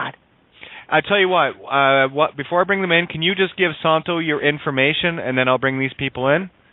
Sure. And then Are you there, Santo? Oh, yeah. You ready? Yep. 12/31/1952. Hang on. And it was around 2:40. Pardon? You're a dragon. And it was around 2:42 p.m. in Canton, Ohio. How do you spell that? C-A-N. Canton. C-A-N-T-O-N. Ohio, USA. Okay. You got it? All right. I'm going to bring these guys in, and then we'll get on to your chart. It looks like... my God. There you go. Oh, isn't it great? Birthdays come early this year. I know. What a birthday present. Woohoo. Bianca. Hey. There, just letting you know you're in the call. Yeah, I simply just called to say, fuck yeah. Yeah, that's it. Now that's someone that's claiming their table, and I think it was Tony jumped in with the about time. Actually, it's BFT. About fucking time you showed up.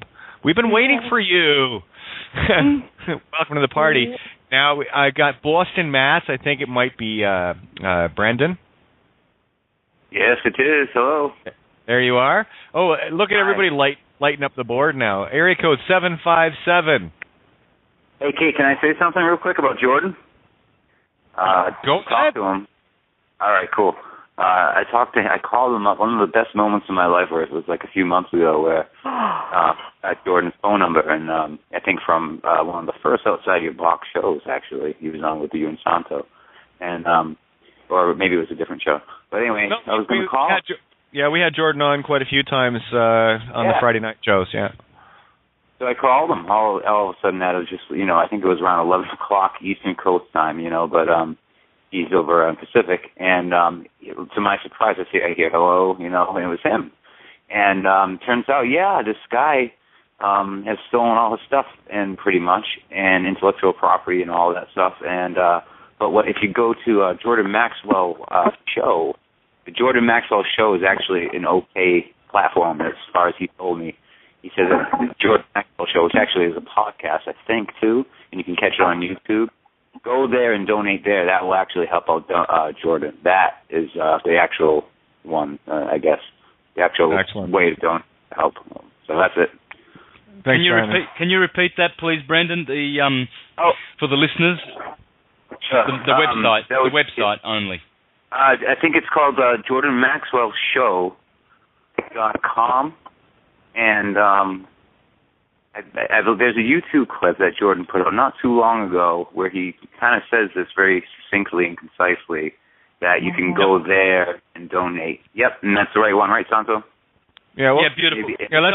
Let's make a concerted effort to get that website out on all the Facebooks and all the tweets and you name it to get the word out. And the easiest way to destroy something is to send all the energy in a different direction. Yeah, and they're on Twitter too as well. Maxwell Show. So follow them there. There you go. All right, thank you. Thanks, Brandon. Appreciate it, my friend. Yep, I just Googled it. JordanMaxwellShow.com. Excellent. Yep.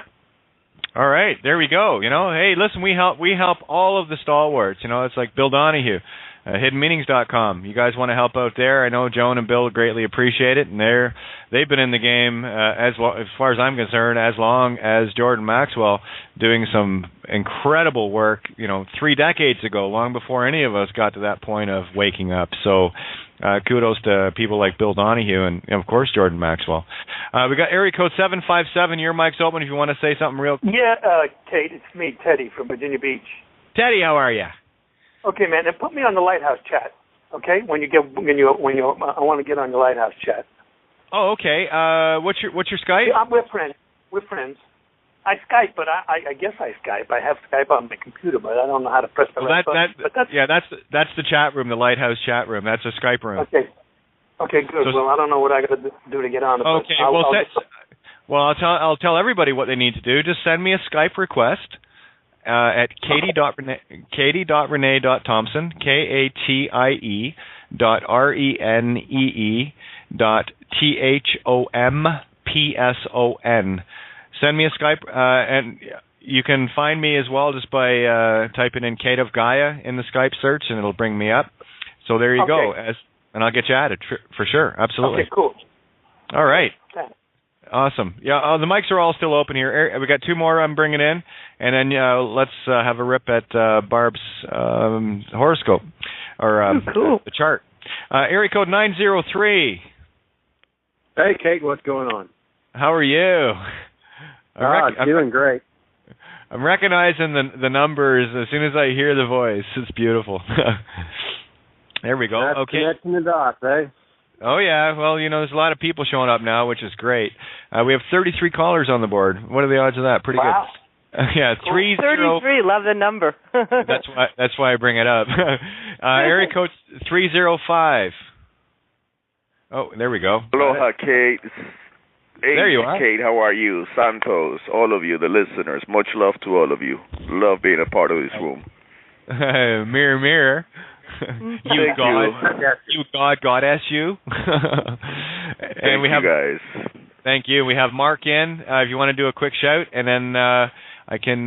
We'll get Santo reading a chart. By the way, horoscopeswithin.com is a site to go to if you want to follow along, just to see what Santo was talking about. If you want the visual, and it's December 31st, 1952. 2:42 p.m. Canton, Ohio. There you go. Am I good or what? You are. All right. And so it's just I want to check the date again. 31st of December 52, right, Barbara? Correct. Yes. Okay. Here we go. Let's have a look at this then. All right. Okay. Day chart. Your sun is in the 8th house. You were born on a full moon. And, or just slightly after the full moon by about half a day, really. Nonetheless, you still have that opposition between the sun and the moon, and this would have affected your father. I see that your father would have been affected in this one because the sun in the 8th house can mean the early death of the father. It can also mean you lose the paternal inheritance. Another thing possibly would be from having, let me see, the sun in the 8th. No, okay. Yeah, full moon can also give like birthmarks on the face or some sort of something on the face, like a birthmark or something like that. I have a white birthmark in my head. I have a white birthmark, hair birthmark in my head. Birthmark. Yeah. Well, anyone with born on a full moon, look at that. You'll probably notice a birthmark or something on the face or something. Perhaps a deformity. Oh yeah, I got a mole teeth. on my nose. Yeah. Yeah, and besides, your full moon is very strong because your moon is conjunct Uranus. So you have a moon in Cancer, 5 points for that. The moon loves her home, Cancer. So, and it's in the 2nd house. So the 2nd house is the house of wealth and income and substance. And so what's going on here in this house is a very erratic energy. Moon conjunct Uranus. Uranus is too erratic for this house. So you've got money coming in, money pouring out, or riches at one time and poverty at another. No way, that's true.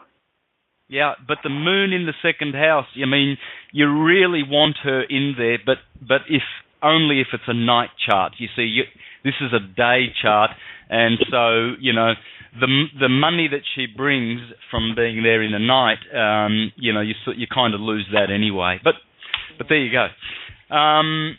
You also need to look at, you've got Saturn in Libra, that's 4 points because Saturn exalts in Libra, but he's in the house of illness, the 6th house, conjunct Neptune. That will bring an illness or two. I can do the medicals if you like. We can go through that. That's easy, but that's up to you. Sure. Mercury in the 7th house is very interesting. That's your house of partnerships and marriage. And he doesn't like Sag. He is in detriment in Sagittarius because his house is opposite in Gemini. So he doesn't like being in Sag at all. Burns him up. And so, burnt up communication in your marriage. 42 years married to a Cancer. Right. How's the communication? Oh, it's always been tough. Mm-hmm. Yeah, it's always been difficult. Yeah, well, that's the Mercury. But I'm a goat, I persevere. Yeah. You've got some great action in the midheaven. You've got the North Node right on the midheaven in Aquarius. So this is a very humanitarian sign for you. Very extrovert sign, and it's a very optimistic.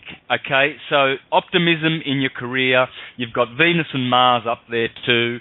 action and love in your career and great success. Now, that doesn't always translate in, you're the boss of, you're the CEO of some corporation or whatever, but it just represents the fact that as you go about in your life, honours, degrees, glories and distinction will be a natural result of these gods or these archetypes stirring up that house. And Mars is going to bring good and bad in the career path. Venus will bring only good, but the North Node is what you need to be focused on there. That's the goodie. That's going to bring you some good things in that house. Dignity and honour and glory at the end of days, really. Cool. Now, you have a Gemini ascendant. So you've got an interesting mix here. Sun in Earth, Capricorn, Moon in Water, Cancer, and Ascendant in Gemini. So there's the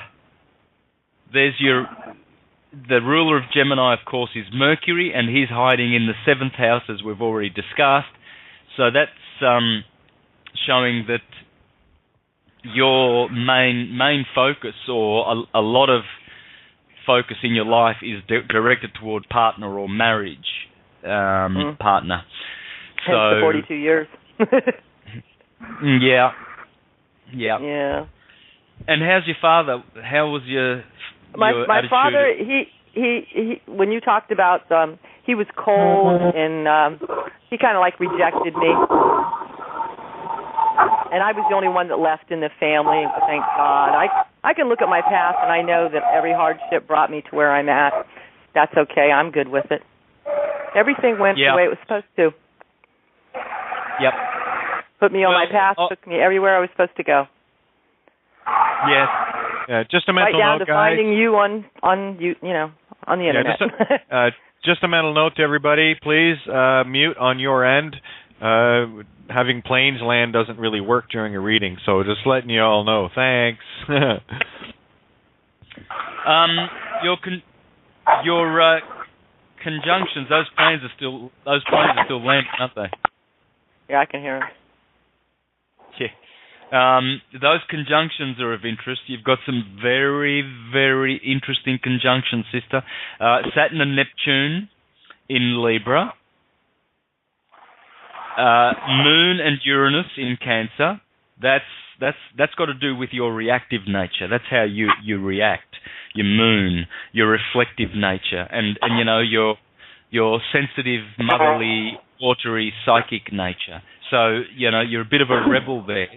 I'm a rebel, but these energies the last few weeks have really balanced me out. You just really can't shake me up much anymore. I'm balanced, I think. I'm trying. Yep. I'm trying to work these energies. And it's nice to see Mars in Pisces, 3 points there because he's the ruler of water. I don't think he really actually scores 3 points though because it's a day chart. But Mars is comfortable there in Pisces and next to Venus. This is going to stir up your sexual energy, sister. So always remember to transmute it, sublimate it. But you certainly, you won't be. Put it this way, you've got it. It's in you. It's part of your energy structure. That sexual energy is always a stir inside there, and use it. Use it and transmute it. It's the finest way to get back to heaven, actually. If only churchgoers knew that they were true fornicators and who they condemn, outsiders, fornicators, they condemn them very selves because... it's the best energy we got going to straighten you out. Yeah. Yeah. As long as it's done in integrity and honor. That's where we mess up. Yep. But it's a great thing. Thank you, Santos. You were going to say something about my health. We can check how's your health been? I can do the good. Points. Good. Yeah. All right. Well, let me just do a quick check there. You've got a Gemini ascendant. This is how you can tell whether the first, the middle, the last part of your days will have the best or the worst health. Each element has 3 lords. Air has 3 lords. Those are Mercury, Saturn, and Jupiter. Those are the lords of air. And the lords of Earth are Mars, Moon, and Venus, and those are the same with water, Mars, Moon, and Venus. The rulers of fire are the Sun, Jupiter, and Saturn. So your ascendant is pointing to air, Gemini. And the rulers of Gemini by day are these: Saturn, then Mercury, then Jupiter. So we have a look at Saturn. He's in the 6th house, and that was the first part of your days. That would have been weak, if anything. Okay, Mercury's in the middle. That's where you are now, sort of thing. And that is strong. Mercury is very strong in the 7th house. He's in an angle. Any planet that's in an angle is strong. But if they are in a cadent sign like the 6th and the 12th, they are weak. And so Jupiter being the last ruler of the air element, the last part of your days will also be weak as the first part were. The middle part has been your healthiest. Okay. Mhm.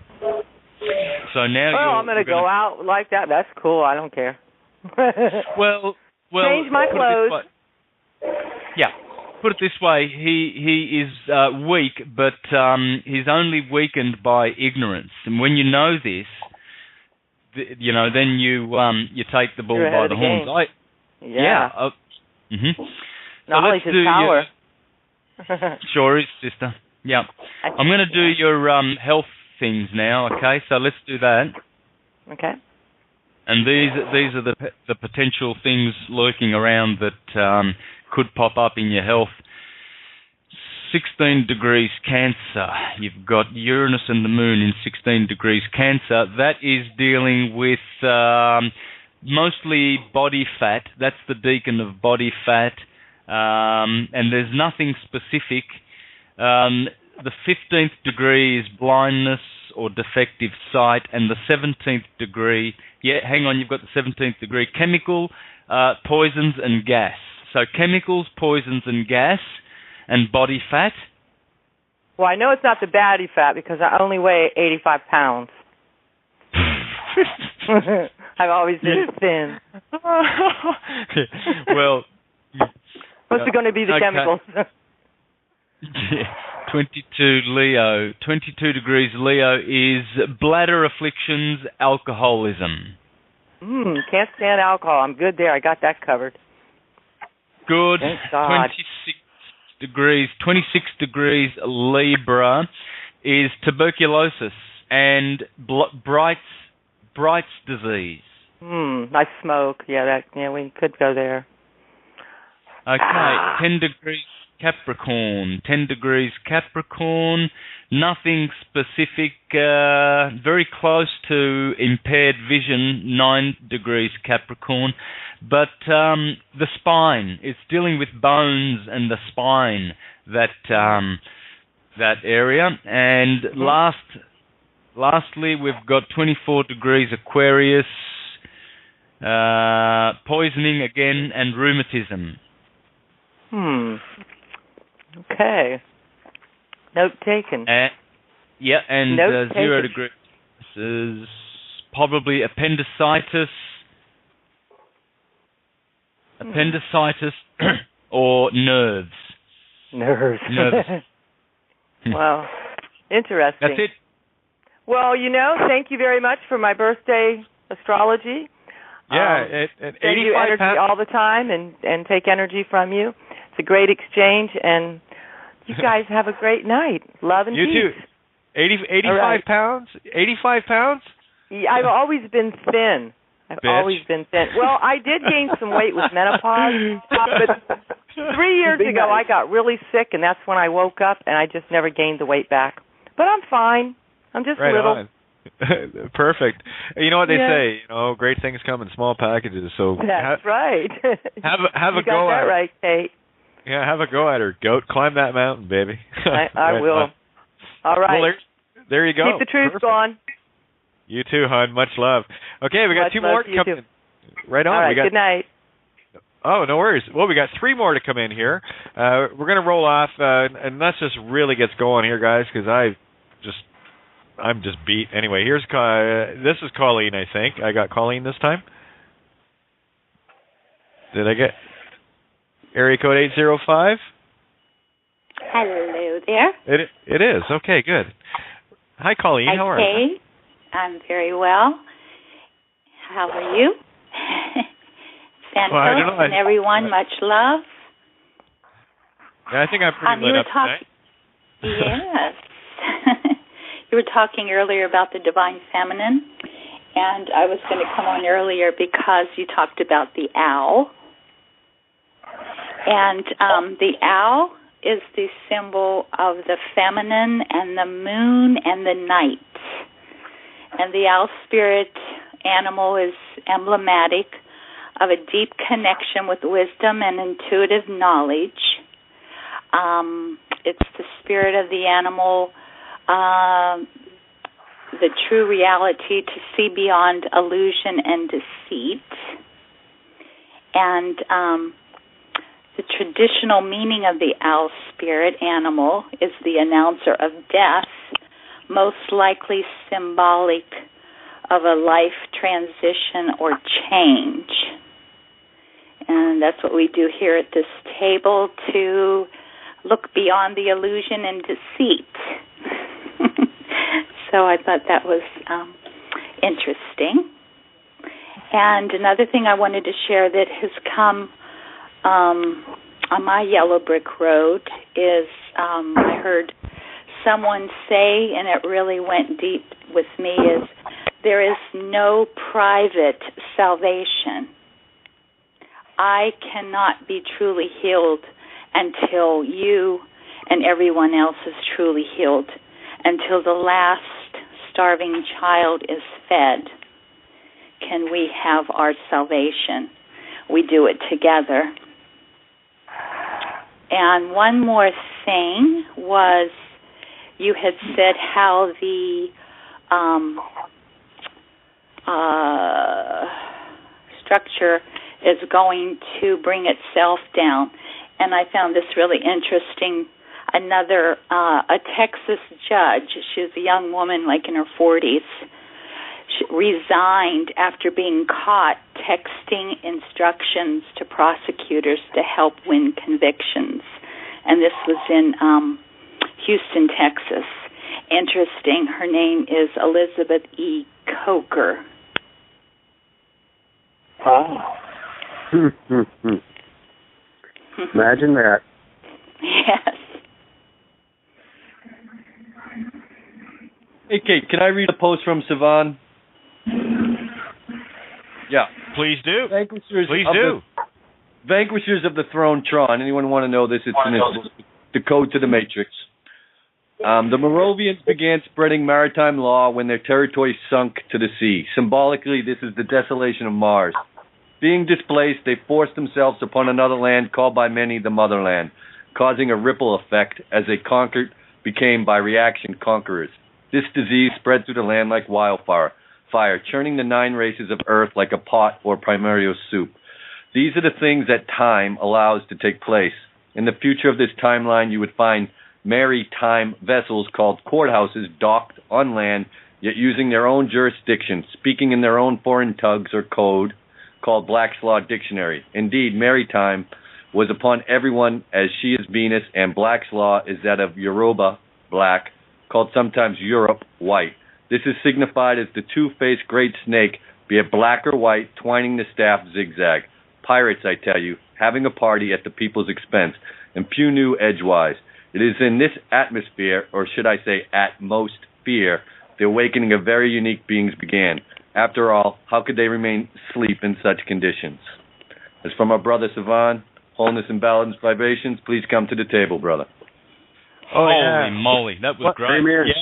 You know what? See that's the beautiful thing when Savon came to the table.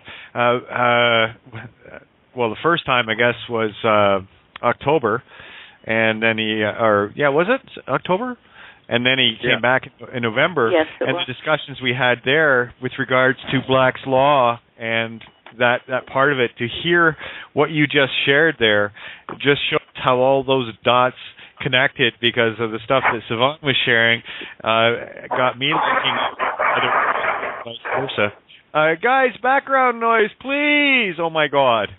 Thank you. Mics are open, and there's too many open for me to start going down to check to see who it is. So please, on your end, mute or keep it quiet, or don't put your hand up unless I really, really, really want you to. But anyway, so that's beautiful. Look at it all coming together. Infect you with the mind virus?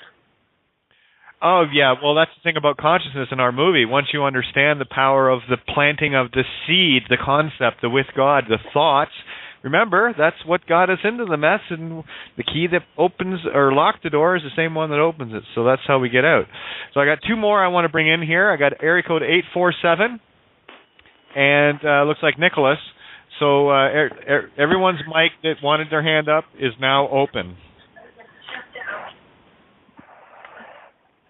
Hi, Kate. Hi, Santos. This is Chuck, 847, north side of Chi-Town here, down in Chicago. How are you guys? Hey, how are you? In Chicago. Nice.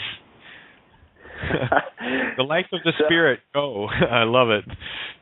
There you go. My wife had called in, about a week ago, and she was listening tonight, and she got me listening, and she said you wanted people to come out of the woodwork, so I thought I'd just come on and wish the community well, and thank you guys for doing what you're doing.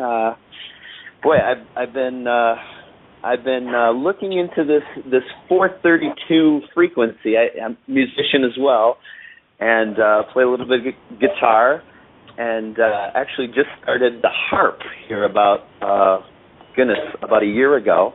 Nice. So we've been deviating the tuning from 440 down to 432. I guess the Verdi tuning. So I just wanted to check in, Kate, with you and Santos. If do you subscribe to that? 432 hertz. Yeah, absolutely. 432 is the frequency of the heart. 440 is the frequency of the mind, and why they shifted it, right? To get us the music out of the heart. So when you tune your A to 432, what you're doing is you're enabling the proper 528 hertz. This is what's his name? Horowitz missed this one. There we go. There's the harp. Yeah, beautiful. And of course, that just kind of factors me in again. As soon as somebody says harp, I'm Irish, right? So it's like, interesting. Let's follow this yellow brick road, shall we? We make some good harps down here in Chicago, Kate. Excellent. Well, it sounds amazing. So, what you're doing then is you're setting the true 528 hertz of the note of love, C, middle C. Wow, all right. If you're using a 440 bass tone pitch for A, you're actually an infinity away from the heart. 8 notes, 8 hertz rather. Yeah, 8 tones down. Right. Yeah. So we've been hijacked, in other words. So I mean, everything I'm tuning my guitar, the harp, the keyboard, everything down to 432, and that's it. You got it.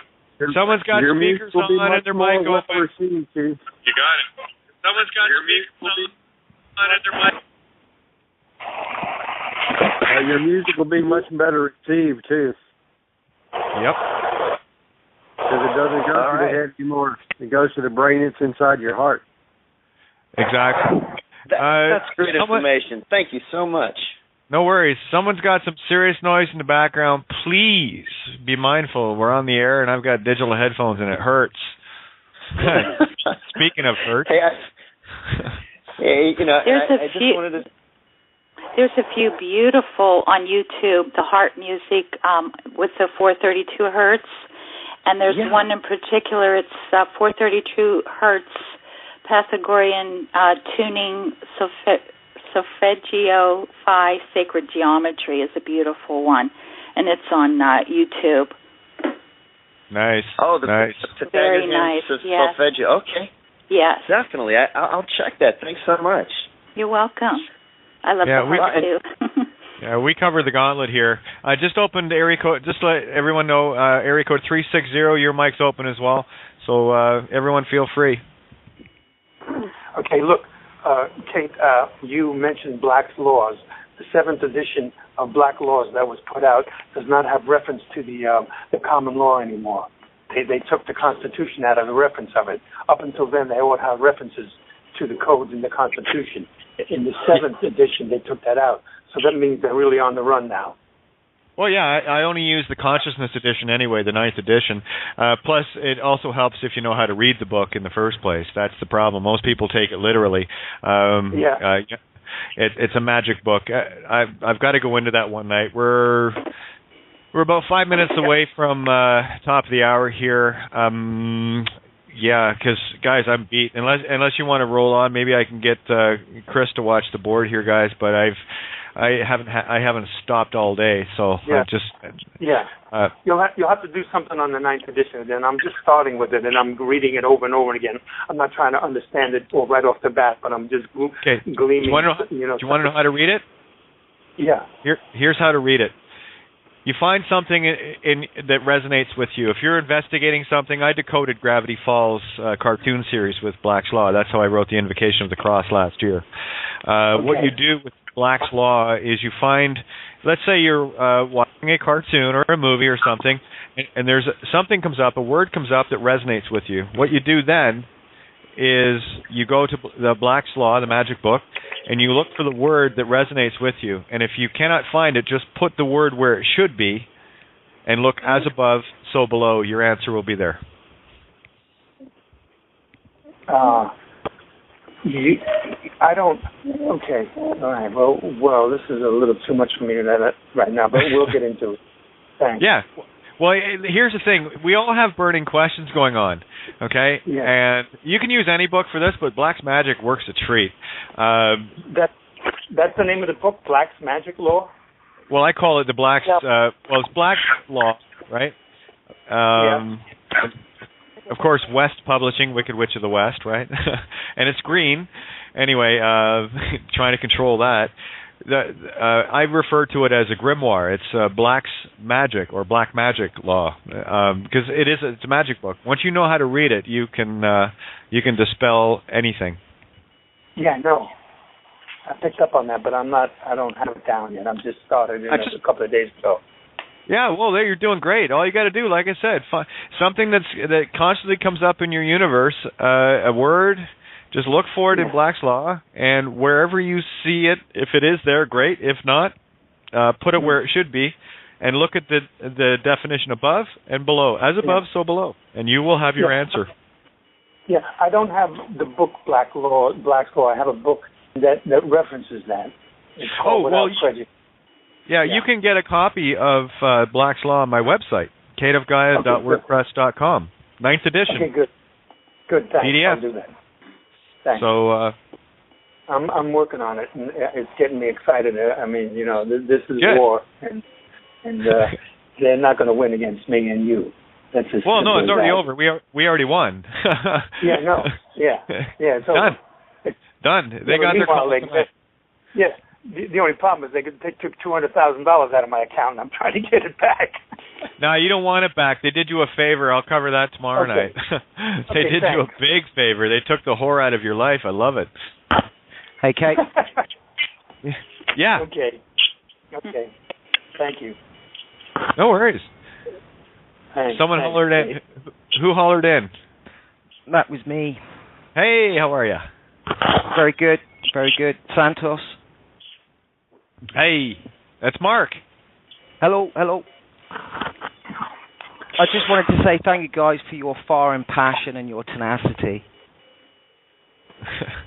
All good. The Leo Ascendant tag team.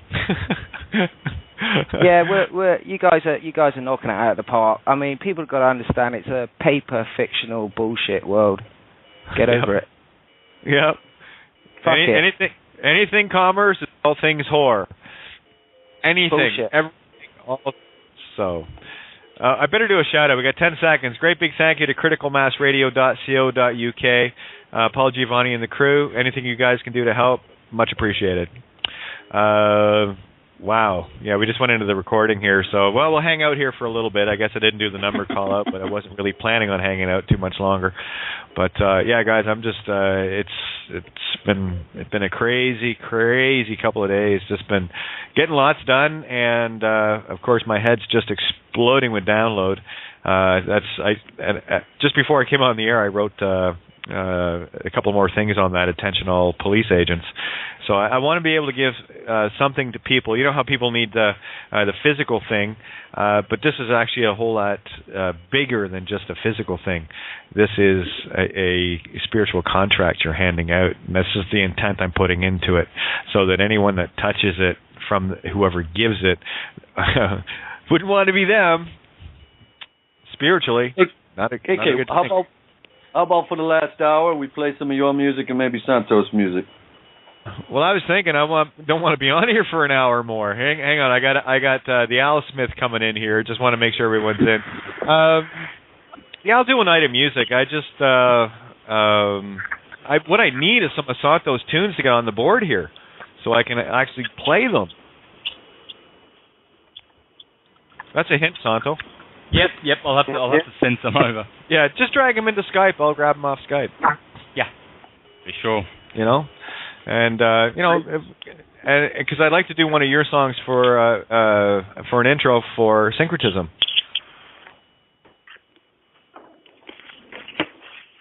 I'm sure you can think of something. Yep, I'll send over one of the more reflective tunes, for contemplation rather than the more up tempo. Yeah, I know what you mean. Yeah. Good idea. So, yeah, we can do that for the intro and get people in that beautiful meditative pocket to get in the zone, you know? Here's one. I'll just send you a tune called Zep Tepi. Zep Tepi is an Egyptian word. It means the first time, the golden age. Robert Beval uses the word a lot, and the Egyptians use it. But it's called Zep Tepi, and I wrote this released it in 2007 when I started waking up, and I named my album. I named it Amazing Days, because I realized that we were entering the most amazing days of history back then in 2007 when I really, truly woke up. Yeah, it's kind of funny you say that, because yesterday when I was heading out, I had lyrics to a song I wrote back, when would I write that? Probably around 93, 94, and the song's called Summer Days. It's a day like any other, starts in the usual way, sunshine creeping through the window, sure beats a cloudy day. Hey there, Mr. Weatherman, did I hear you say 10 degrees and pouring rain, but not on my parade, because I'll be dancing like a madman higher than the clouds. It goes on and on. It's actually a really upbeat tune. So, wow, amazing days, summer days. What are the odds? Beautiful. Pretty good, apparently. I got to find that. It's kind of funny because we went in the studio with my band to record that. It was 94, and drummer just couldn't get it right, man. We spent, I think, 15 hours in the studio. Of course, it was on my tab, right? But with a producer, John Punter. He worked with what's his name, Brian Ferry. Did some engineering work with the Who and Beatles and a few others. So he was a top dog producer. But our drummer just couldn't pull it together for that, man. And it was that song. What was the name of the band? Finger 11. You familiar with Finger 11? That's not the thoughts that were popping into my head, but Yeah, no, there's a band. They it's kind of funny because they won a contest, and here we go with this rainbow thing. Because I'm like 20 minutes, 25 minutes to the Rainbow Bridge, and there was a band that came out of St. Catharines, which is about 10 minutes from me, called the Rainbow Butt Monkeys, that changed their name to Finger 11, and John Punter was actually managing them. And it was funny because the last time I saw John was down in Mexico, of all places. We bumped into each other at where the place where I did all my diving at, the little restaurant that the owner said. Moved again since we last spoke in person, then, eh? What's that? 10 minutes from St. Catharines. You must have moved again from where you were when I met you at the seminar. Oh yeah. I don't stay still. I'm out and about. Oh yeah, no, it's I'm mobile. It's really funny too, though, to watch that cop go right by me. I'm looking at him going, "You can't fucking see me," and I'm laughing. It's just amazing, honestly, because you can feel the energy. It's got this energy around it. It's really cool. It's so fun. I'm just waiting for this tune song. I almost got it because I'm gonna upload and see if I can play it before I roll out of here. So, man. Well, the reason I popped in, Kate, yeah, is I wanted to talk to you one-on-one if you can spare about 10 minutes or so after this. Yeah, absolutely. Okay. Yeah, by all means. I try to get you on Skype all the time personally, but you're generally in privacy mode and busy or whatever, so I just thought I'd pop on here, ask real quick, and we can connect later. Oh, yeah, absolutely. And the thing with Skype, I'm on Do Not Disturb because, one, I can't handle the beeps and what have you all day because of the number of posts that get put up. But I also, I know I'm there.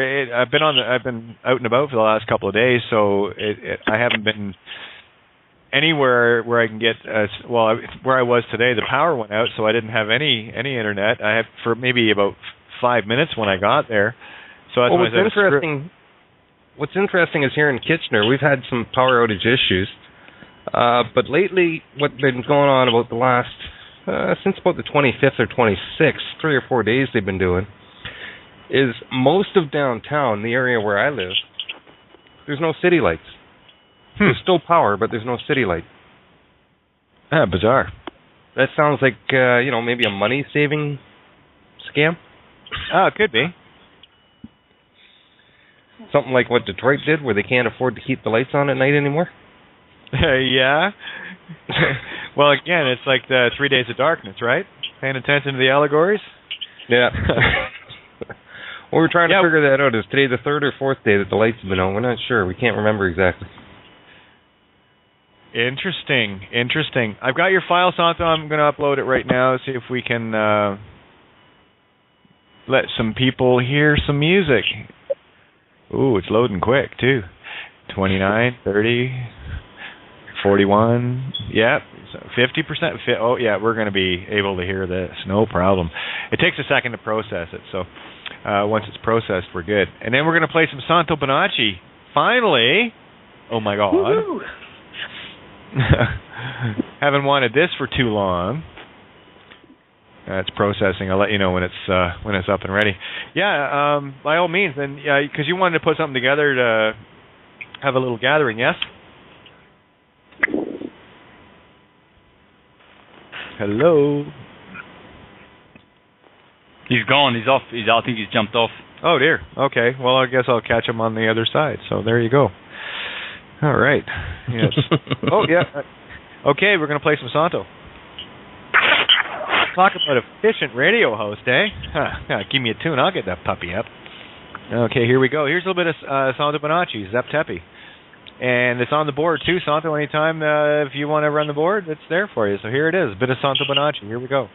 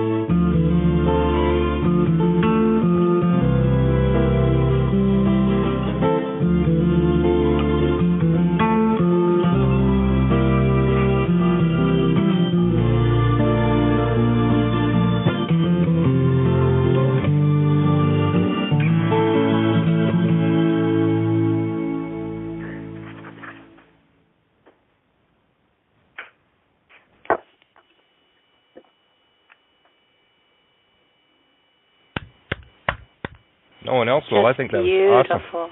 Molto bene. Yeah. I was just waiting for Santo to jump in there. Beautiful, eh? Yeah. You. Thanks, guys. You world changer. You. Beautiful. Che bella, che bella. It's the first time, isn't it, that we've heard Santos music here? Yes, it is. Not that I haven't asked for it before, but there you go. Yes. Perfect. Exquisite. Santo, how would you feel for that as an intro for syncretism? Are you okay with that, or? Yeah, no problem. Probably needs to be shorter though. That's pretty long. Mm-hmm. No, that gives people a chance to zone. That gives you a chance to get in your. That's why I like the 3. It's only 3 minutes and 40 seconds for crying out loud. Right. Yep, no problem. I've got shorter ones if you like. No, that is just a perfect length to get you in the zone. 3-minute intro is great. Santos, was that a 432 tuned song? No, mate, that was I recorded that in 2006, way before you knew about 432. But here's the power of spirit, though. You'll overcome it. It comes through anyway. This is the joy of real music from the heart. Yes, fantastic. It felt Thank like you. It felt like it was 432 because you just really feel the heart, like you said, Kate.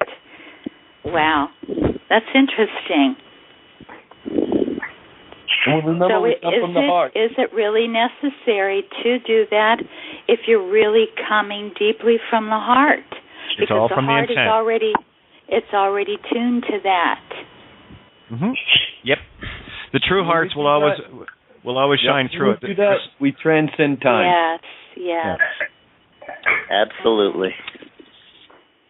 So this is that's just why I was going to say further proof that the intent, the spiritual cause, always overrides the physical effect and the tricks that are tried to be played on us. The heart still and always will shine through. Yeah. Rock on, Kate. Mm-hmm. And that's why you can drop. Love you all. Fuck yeah. Yeah. That's why you can drop so deeply in such a short time into the zone, because it is in that heart. The heart hurts. Well, yeah. This is again. That's why I go back to the blessing of music and the meditation I was doing, completely unbeknownst at the time of what it was I was doing. But boy, what a difference! And it allows you to step into that pocket, like Santa says. I mean, smoke a bowl, and I generally didn't anyway. But the thing is, when you get in that zone, there are no words to describe it. Like for me, I'll ask Santo. There are no words to describe what it's like to be on a stage and living that moment. You cannot convey it until you really can't, and that's the whole thing, though, with music. Because if you are conveying it from the stage, those that are partaking in it with you flow that energy back. That's how you know you've hit that peak. It's beautiful. No words. Yeah, you're channeling music, you're channeling vibrations, and you are articulating them with your soul.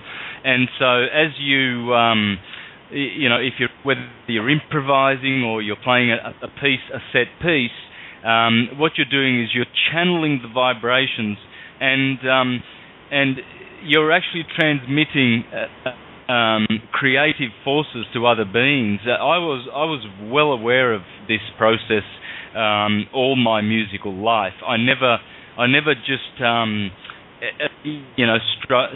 the guitar in frivolous. Just frivolously. For me, it was always this sacred channeling of electric forces, and so that's why I was able to survive for 12 years, and survive well. I did very well, bringing in 100,000 plus every single year for 12 years straight, just 3 afternoons a week in one place in the city. You can do that if you put love and passion into it. Otherwise, I saw many buskers come and go. They just couldn't hold their ground. They couldn't, and good and better than me. Musicians way better than me technically, but they just couldn't stand stand there and sell. They just withered away because a lot of the focus was very superficial. Look at me, or look at how clever my left hand is, as whatever. I didn't worry about all of that rubbish. I just created thought forms or emotion forms with my guitar and let the rest, that do the rest of the work. People always bought because they felt good from the music. They didn't buy because they were impressed. Oh, I'm impressed with your playing it. Your right hand technique is spectacular, Santos. Even though I have the right technique, I don't put that first. I see these struggling flamenco guitarists who are so hell bent on their articulation, and their technique that they lose everything else. All the other good stuff is lost. Music is a creature, not a technical exercise. Beautiful. Yeah. And Santos. Go ahead, Colleen. When I've seen you play and watched you like in a video, you really look like that you've left. You're in a different dimension. You've left your body. You are just vibrating at that highest vibration, and then that's how it conveys, like when I'm watching it. And so then I leave my body and go into that dimension. Yeah. We got some back, guys. Sessions of chemotherapy, which almost killed me. Okay, just a sec. I'm not sure. Someone's got something else going. But it came back to my brain. Well, I'll just double check. Then it came back again in my Nope. They took it out of my leg and balanced it through my blood. They started trying to get me chemo. Thanks, Kate. Sorry about that. I'm still looking. I've learned how to use the mute. It's not me. My mic is muted while you guys are talking. I'm just sitting here listening. Okay, hang on. Let me see. Oh, no, it's not Nose. I felt better. Let's try. I think it might be this one. 6 weeks. Nope. I was in full remission. Okay, that was it. Got it. Okay. Area code 360. No. Remember that for the next time. Okay, carry on, guys. I was talking about Santos and I leaving our bodies. Yeah, the title track of which I've got to get uploaded here. This goes back to 1992. Title track, the first CD I did with my band, Athen Rye, was called "Nature of the Game." The opening line of the song is, "Breathing life into a song takes a special kind of art."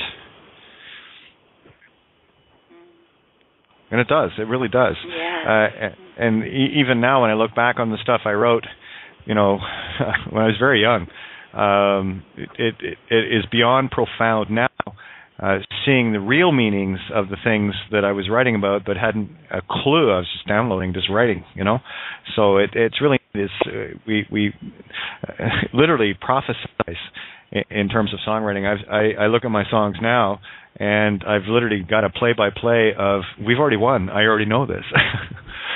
You want to know the game? Just listen to my tunes, and of course, listen to Santo, and you're already in the zone.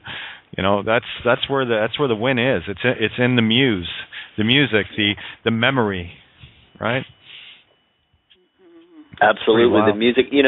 Kate, when you were writing intensely for your your earlier music you were speaking of, did you find yourself like in the middle of the night, like 2-3 in the morning, that everything just seemed to click and everything comes to you for some reason?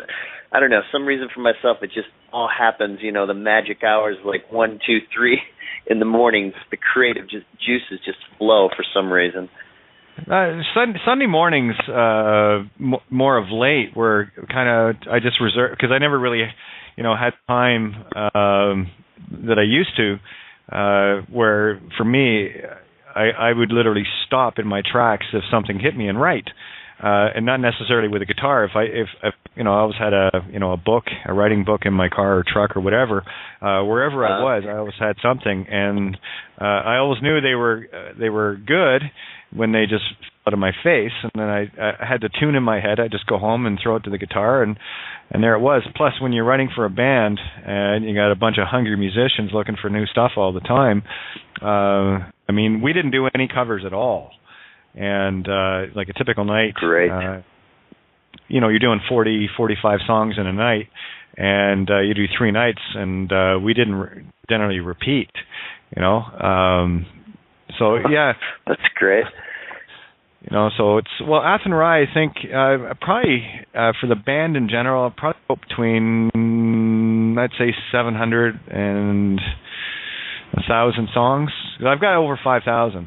That was most of that stuff is in solo work, right? Just tunes that wouldn't, and that's not like bands for the songs for the band were never just the only thing I did. I'd be writing 1 or 2 for the band, and there'd be like 3 or 4 coming out for, I love this is what I like doing, but it's not a band tune, But it was just great to watch, and that's the other thing too. When you bring a song to a group of people, and they put their own creation, their own creativity to it, it just gives it a whole different form of life. Yep, it grows in new ways. Yeah.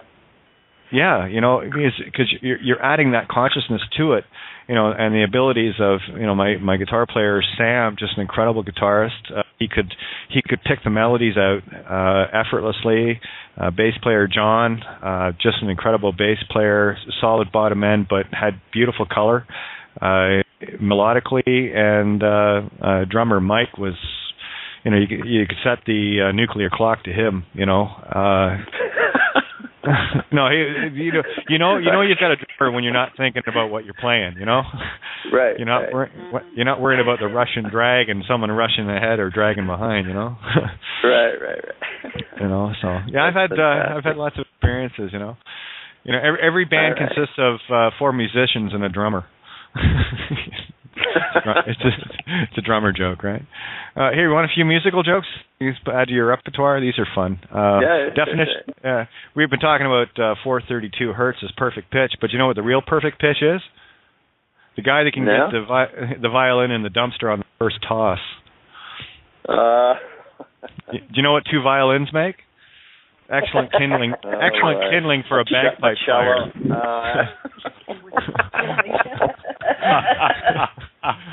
Yeah. I mean, isn't there a bunch of fiddlers from Ireland now? Come on now. Yeah, well, that's the whole thing. I'm Irish, right? So we like to take on the fiddlers. Oh man, that's rough. It's good though, eh? I've got a few more of those. Back in the Old West, you have a couple of settlers in their Conestoga wagon. They're going down the trail, and they hear this boom, boom, boom, boom, boom, boom, boom, boom, boom. And the grandfather turns to his grandson and says, "Geez, I don't like the sound of that." And the voice from the woods says, "He's not a regular drummer, man." And,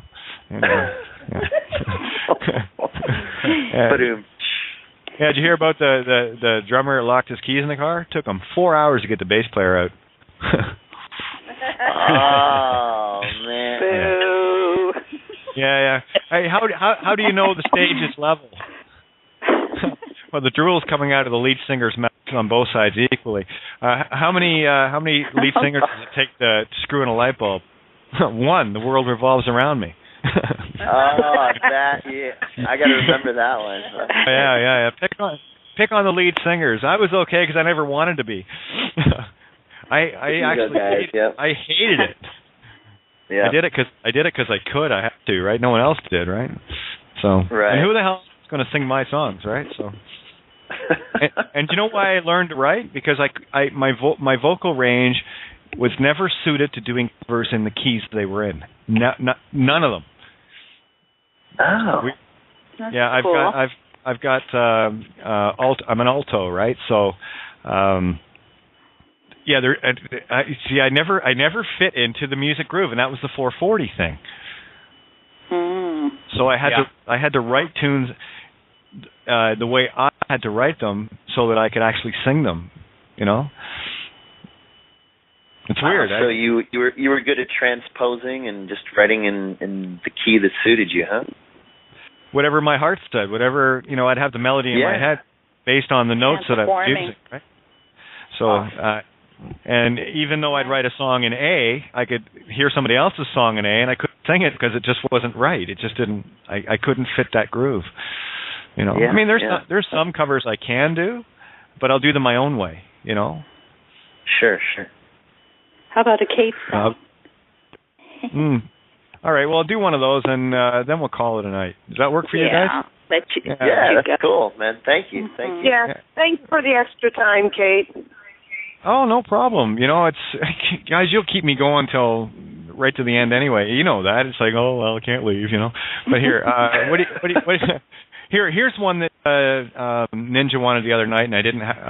The afternoon show on Tuesday, and I didn't have it, so I'm going to play this one. This one is in 432, by the way. All right. It's repitched, and it was one I wrote for Sue and my daughters.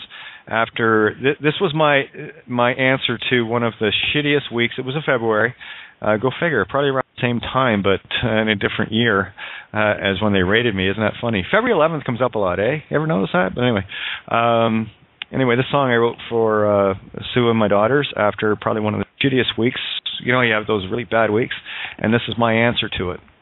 So much love to everybody, and I guess we'll close out with this. Here you go. You're the sun to me.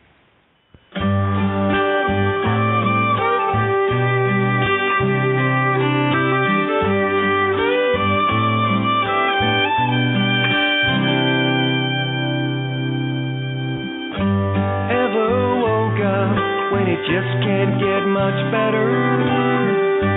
Feel the sun on your face even when it's rainy weather. When nothing matters, just as long as we're together. You're the sun to me.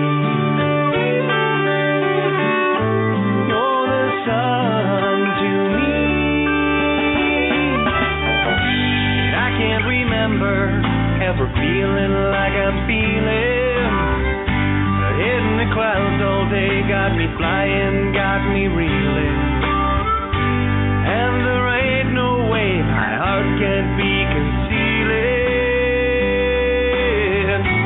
You're the sun to me. You're the sun to me. And I find just a little bit more and more each day. Another reason that'll settle in. I know I found my way. All I had to do was look far enough to see.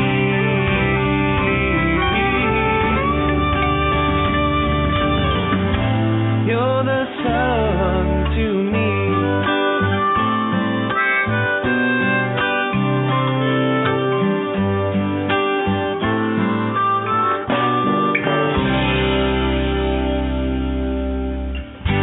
And I got my reasons, they won't need explaining. Why I smile all day, even though it's always raining. 'Cause you're the one thing that is constant and sustaining. You're the sun to me. You're the sun to me. And I find just a little bit more and more each day. Another reason that'll settle in. I know I found my way. All I had to do was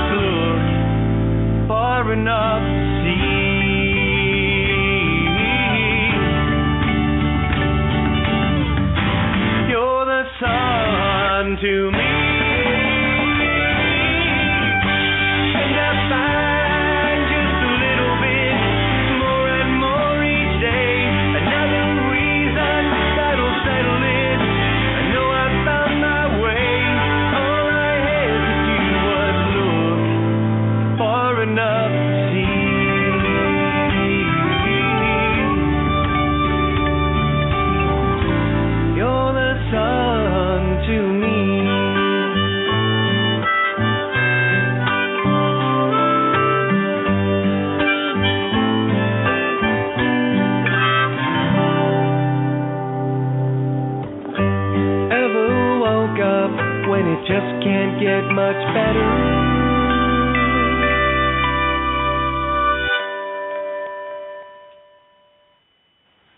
So there you go. That one's for you guys. Beautiful. All right. Hit radio. Yeah, well, there you go, eh? It's funny, I was saying the other night, what a way for, tens upon tens of thousands of people to hear your music. Yeah, be an alternative radio host. What are the odds of that shit happening? Apparently pretty good. Yeah, I thought, I said that to Mike the other night. He says, you know what? More people are hearing my stuff on the air than they ever did. And it's not because of the music. It's really weird. It's so funny how things work out in the end, isn't it? But, well, we look far enough to see, ever woke up when it just can't get much better? Welcome to your awakening. There you go. Well, thank you guys so much tonight. And Santo, great job as always. Same time, same place tomorrow night. Looking forward to sitting around and I'll not hopefully, I hate using that word, but I'll get my ass in gear and get working on that, finishing that little notice off to get it out tomorrow because I'm piling every ounce of intent energy I can leading up to the January 1st game over culmination of the four Cardinals coming together and smacking the shit out of this nonsense. Yeah, get something real nice and ready for the first because it will have big repercussions. You'll have all the forces with you on that day. Okay, well, I know the universe. It always delivers. So there you go. Much love, everybody, and thanks again. And we'll catch you guys tomorrow night. Fair? Yeah. That's well. Good night. All right. Okay. Much love. And Thanks. I just gotta play this because I love playing it because it sounds so good. Here we go. We'll finish off with this. You're listening to Santos Bonacci live on Syncretism here on criticalmassradio.co.uk. As above and so below is the holy science you need to know. Astrotheology. Because now it's our turn.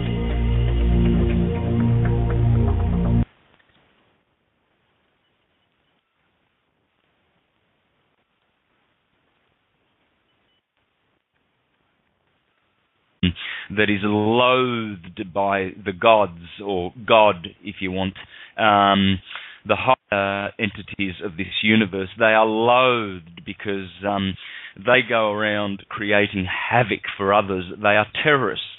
They are souls that are so depraved that, when they actually cark it in these incarnations, as they have incarnated into human bodies, themselves being pure animal, and they are filthy-hearted if they can engage in something that is ensnaring live beings just for the fact that they are making lucre out of it. This is disgraceful. People will have, they'll have permanent, toothache, brain damage to attend to in the next incarnations. Well, you're going to love this little notice I'm working on then. And this one is the one I've been talking about. I managed to get it started. I've got 5 points on it. I like to generally do anywhere from 5 to 9 points on something just to make sure. Something that will be printable and easily hand-outable to any of these false personators or impersonators, usually a law enforcement officer for the intent to deceive someone for the purpose of, right? So here we go. Attention all police agents, okay? Guys, everyone that's in a uniform, anyone sworn an oath to a crown corporation registered, you are fully culpable and you are hereby universally warned that your actions following this, you are fully culpable for. By your actions you are known, and the consequences follow suit. That's how universal law works. And I do love invoking universal law under the golden rule. So here it is. Attention all police agents. One, there are only two. This is what you hand out to any of these parasitical meat sticks. Whether they're, had good intentions or not, it doesn't matter. This time for these guys who did have good intentions to stand up. And if they can't, well, they're fucking cowards. And sorry, universe loathes a coward. Did I say loathes? I'll tell you, my universe loathes a coward. So here you go. Attention all police agents.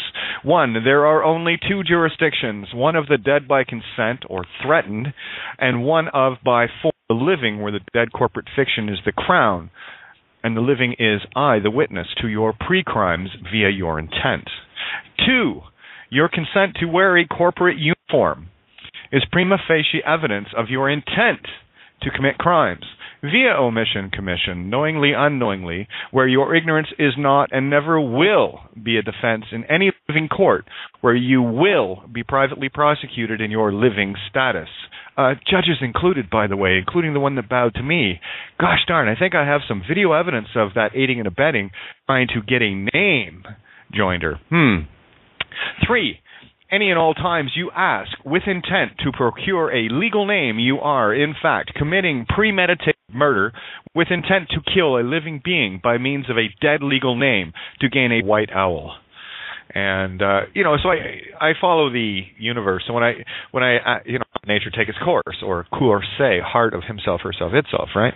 So I take my cue, see, cue with that's the inseminated ovum from the universe. So I put those things together.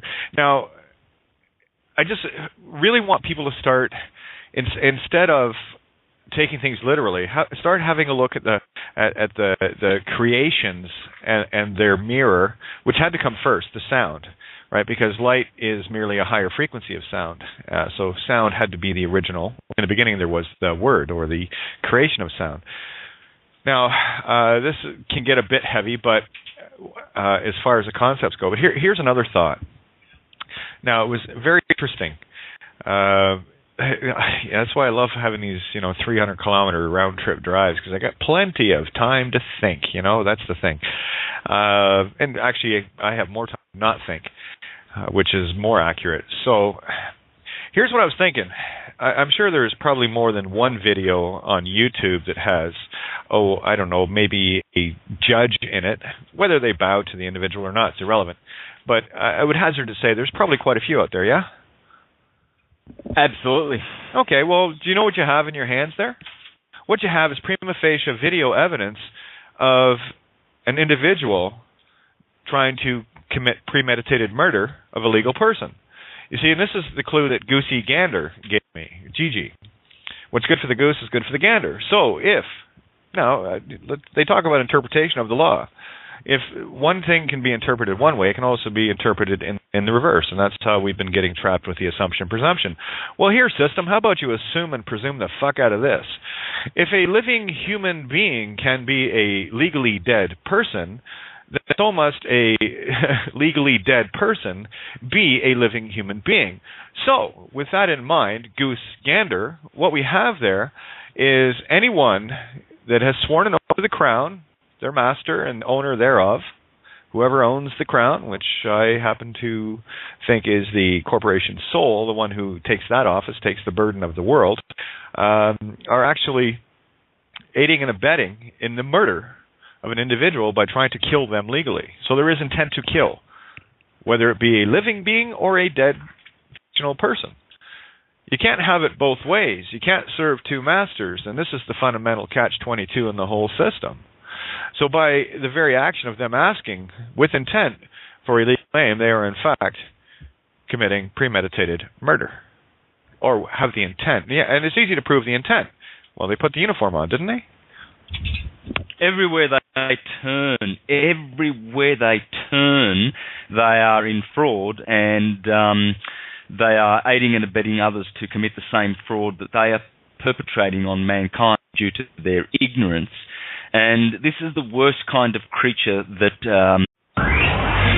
You're listening to Kate of Gaia on Critical Mass Radio. The game is up. Now, it's our turn.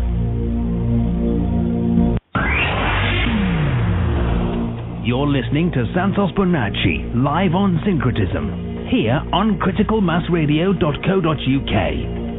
As above and so below is the holy science you need to know, astrotheology, because now it's our turn.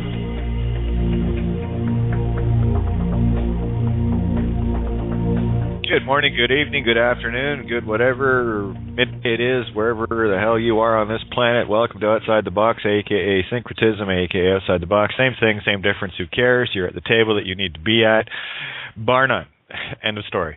And, of course, yours truly, Kid of Gaia here, and joined again by the magnanimous, superist astrotheologist, Santos Bonacci. How are you, Santo? Wonderful, wonderful again. Better and better every day, Kate. Yourself? Oh, good, and I'm going to make your day a whole lot even betterer. I'm going to make a whole lot of people's days a whole lot betterer, and we're going to deal heavily in concept tonight because that's where I live.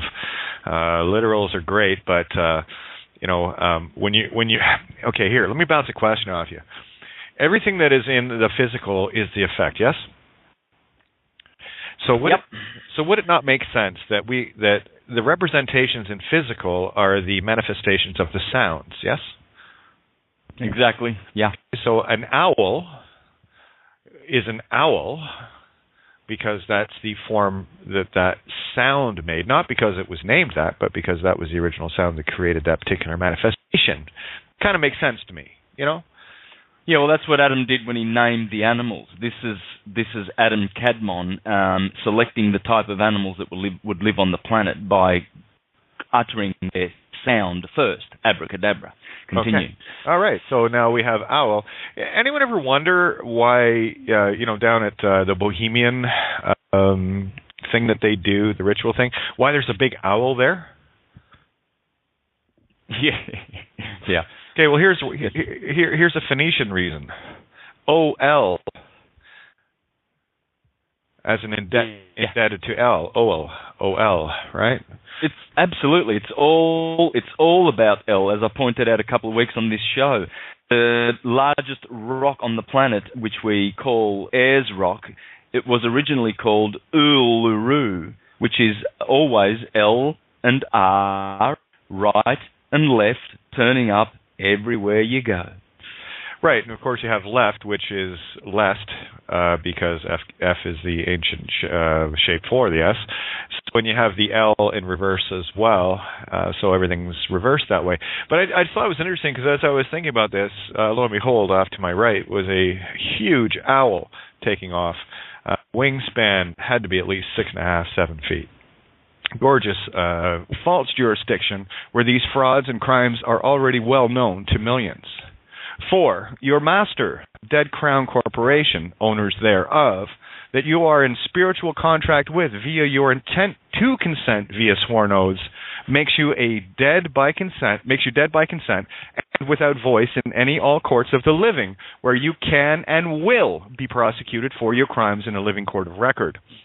5, the birth certificate is proof and prima facie evidence of the crown owners, your masters, intent to defraud and commit crimes against humanity that you, by your sworn oath, are fully party to and liable to for of your actions for commission, omission, knowingly, unknowingly, inasmuch as you now have evidence to the contrary of your beliefs and are the last holder in due course, and under living contract with me, the living witness, whereas you have given your seal on this document via DNA covenant. Have a nice fucking day. I'm not done with this yet. I just got going on it. Is that working for you? Oh, it works so good. Painfully good. I love it.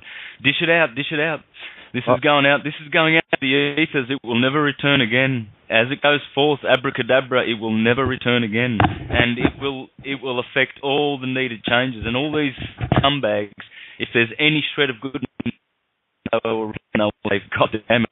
I'm on the side and truth forevermore, and the animal called Babylon the Great forever. Yeah. This is the last warning. This is your last chance, uniforms. Yeah, uniforms. Yeah, put you in one body, corporately dead. This is your last warning.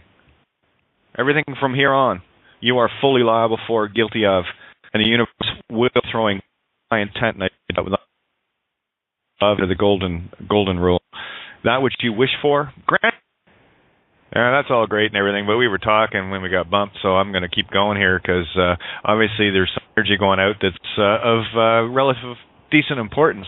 And with that being said, this is a wide open night, guys. I want everyone in. I want energy as high as we can get it tonight. And of course, any shills that show up, you've been warned. You have been warned. So please, for the sake of your own soul, I am cautioning you right now. Don't fuck my intent.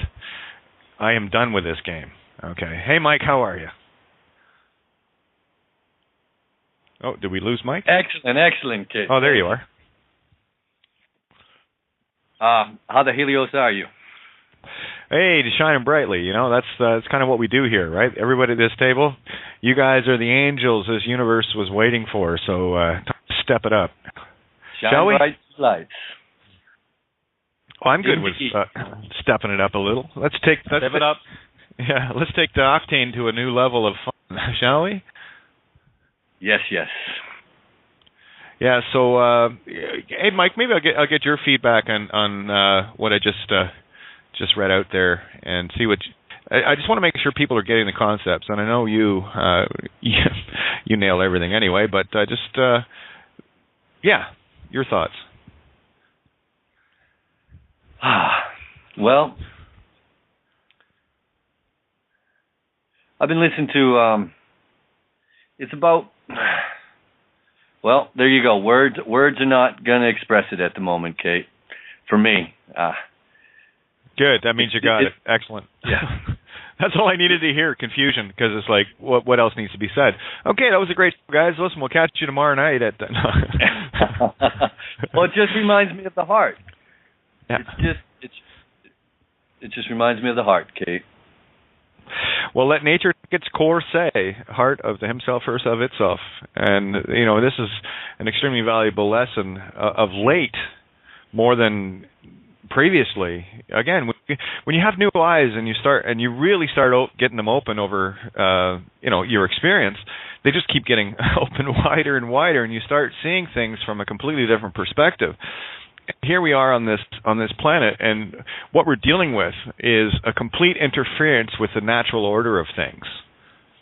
You know, where nature has curves, this reality has straight lines and right angles. You know, which is in complete defiance of all things natural, the natural order of things, right? There are no straight lines in nature. Funny how that works, eh? You know, so when I see things getting interfered with on the natural level, that's exactly what the legal system is. The legal system is in complete defiance of all things in natural law. And unfortunately, the sleepy human masses fell for it. Well, we're not falling for it anymore. So it's time for people to wake up. And this whole thing about hindsight being 20/20, man, I got to tell you, right now with that's a problem with driving, right? I get overloaded with download, and Hey, Santo, maybe for the benefit of everybody listening, if you could go over January 1st and the critical importance, because this is the first time, just reading there, first time in 19 years that we have a new moon on January 1st. And also another point, it was Fire Phoenix that, 1,760 yards in a mile, not 1,260. I had the 5280 in my head, 5,280 feet. And so the 2 and the 7 got misplaced there. But thinking about that again, and of course the two numbers that the mile breaks down to are 15 and 5. And of course 15 June, 5 is my life path. So it's kind of everything. See, for me, I look for all the clues that line up with my experience, my life path, because this is my movie. I'm directing it as you are directing yours, right? So anyway, so thanks for that, Fire. Greatly appreciate it, and I keeps me on my toes, so thank you for that. Muchly obliged. Oh, and we have 773. I do believe this might be Val.